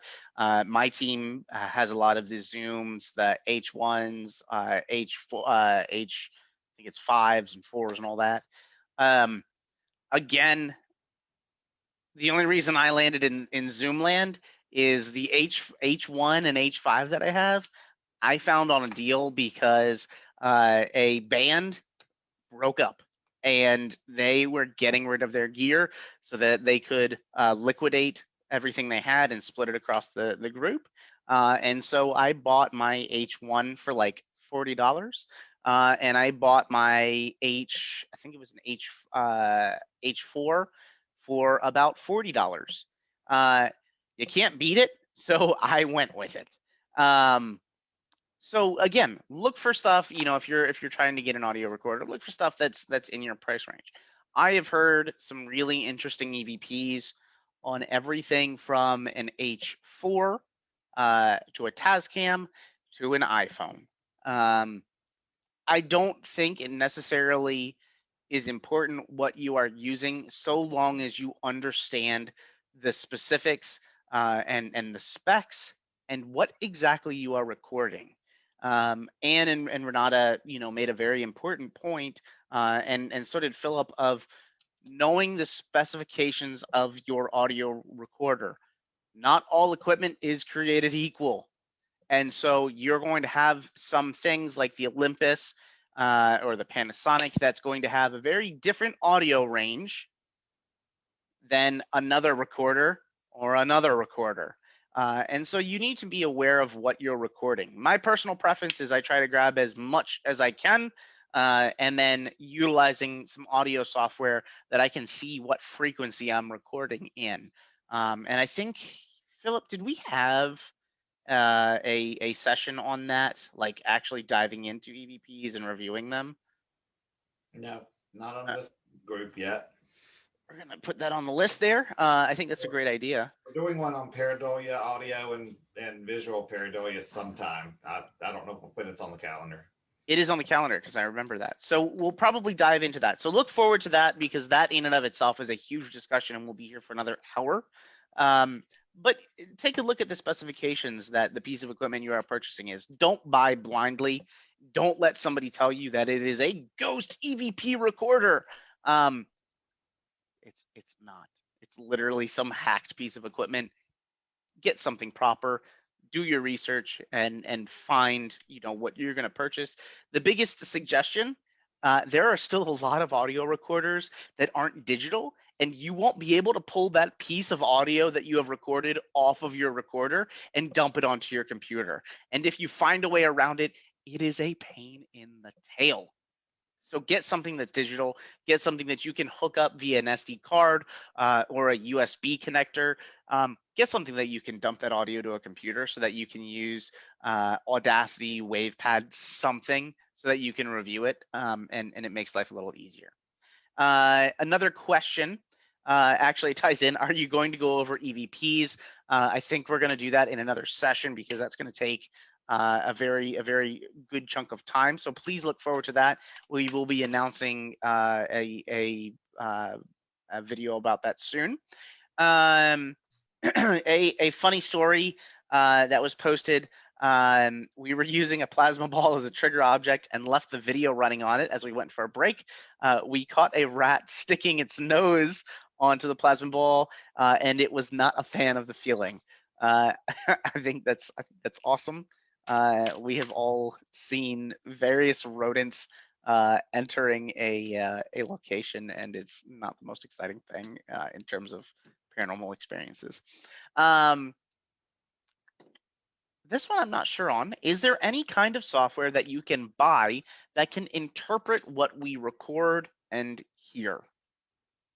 You're talking about voice recognition software. I think I put that in the chat. The voice if you try to get voice recognition software, it's not going to be 100%, and it's going to miss a lot of stuff. There's some linguistic groups, actually in the UK, are trying to come up with a software that can do linguistic type interpretation.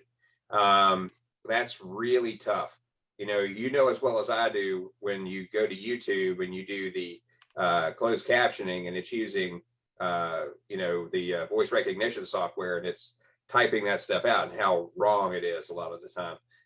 That's why you have to be careful with that. So the software is going to be, it's trouble. if you start buying off the shelf voice recognition software.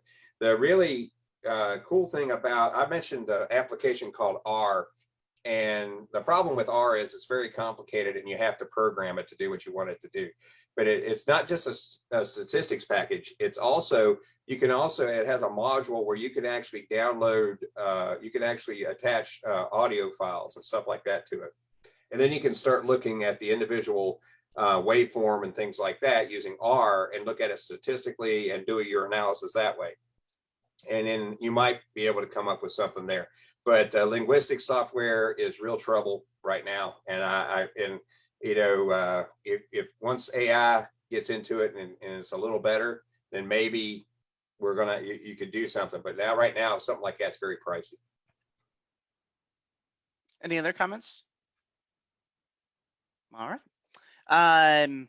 One of the last few questions I have, and I think this is more directed towards you, Brad. This was an earlier question from part of your demonstration. Are there any strange energy spikes or drains before a radioactive signature? I will tell you about this. In regards to non-interactive activity, we have very little. We used to run. Let me start at the beginning. We ran an experiment every time we went into a place. It looked at battery drain, and we got zilch, nothing on that for several years. I'm talking thousands of data points, and then that was around non-interactive type activity, like the residual stuff I was talking about. When we moved, we started noticing though that we actually had one event, and where we noticed that we had a block of battery operated equipment, including an EDI, in front of this door that used to open, which would be considered interactive. When that happened, when we put that stuff up there, we heard running around up on that floor. So we ran up on that floor to see what was going on. And we noticed everything there that was battery operated was dead, except for the EDI. And the reason the EDI wasn't dead was because it's got a little bit of shielding in it. We checked the EDI and it had been collecting data, and it was an electromagnetic pulse had hit right when all the equipment shut down. I'm talking, Gauss level, not milligauss level, Gauss level EMP hit. And it took all the battery operated equipment just quit. That's Danny Ocean show up at your location. Yeah, I know. But Ocean's 11, one of my favorite movies, by the way. I'm so sorry, everybody. I was with you. But they had, in doing that, we went back and we took the equipment home, and lo and behold, when we turned it on, it was still 3/4 charged. So whatever hit like that EMP had something to do with it. And it caused a loud pop on the recorder down the hall and that kind of thing. So that is the only time we've ever been able to truly say that something drained a battery at that time. But then we were at another house a couple of weekends ago, and the EDI itself was producing on camera. We noticed on camera it was showing a low barometric pressure alarm light and the temperature alarm light at the same time. They'd come on at the same time periodically. We checked with Centex and they said, well, wait a minute, that usually means there's a battery problem. And I was like, well, that's interesting, because we took that thing out of there, we moved it down the hall to another location, and it stopped, and it never happened again. And we checked the data it collected, and it showed no negative temperature or no barometric pressure spikes at all. It was just standard data. So there's a theory that maybe there was something happening right where that thing was sitting in that bedroom, but who knows? But that's the only two things we've gotten over the 10 years I've been doing this, or 11 years now that I've been doing this, that indicates any kind of battery drain right now. When people talk about battery drain from cameras and things, it usually tends to be almost accidental sometimes. You don't realize it, but sometimes camera batteries will look like they're charged and say they've got 3 bars of charge on them. And when you take them out and you actually turn them on and you start using them, they really weren't charged. And it drops all the way down to 1 bar. as soon as you start using it. So that kind of thing can happen too. There's a multitude of ways that kind of stuff can occur. But Last question I see in chat, and again, I threw it out there. So folks, if you have any questions, we're going to be wrapping it up here shortly because we're going on crazy long. But last question from Barbara McMillan. Is it true that radio astronomers record space noise in mono? I do not know the answer to this question. Gonna throw that up there right now.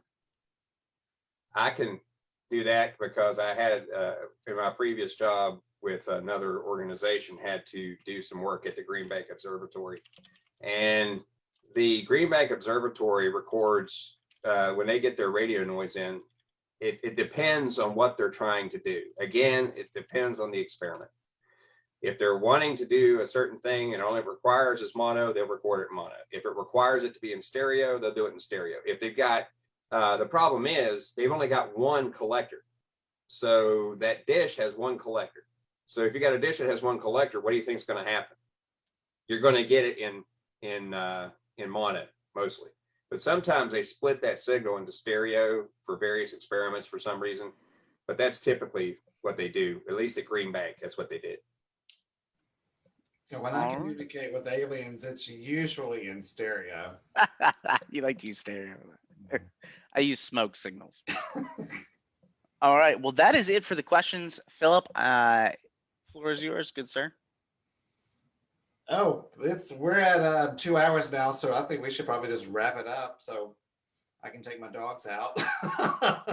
Actually take myself out. But in 2 weeks, well, first of all, thank everybody for doing this tonight and my last minute scatterbrain to get this going since poor Heather had to have that emergency. But in 2 weeks, I'm going to be doing a presentation that's totally out of our norm for ghost education. It's nothing scientific whatsoever. It's totally woo-woo and metaphysical, and but it'll be fun. It's on scrying. I'm going to go over the history of different types of scrying and how it was used in pagan rituals, and then I'll go over I do water scrying and smoke scrying, so I'll go over my methods and techniques for that, and we'll be going over some images and talking about visual pareidolia too. See what you think. You can either accept it or not. So that's in 2 weeks. It'll be a lot of fun. So I hope you join me for that. To answer Kay's question real quick, yes, tonight's live stream will be saved. You'll be able to view it here on Facebook on the Ghost Education 101 page.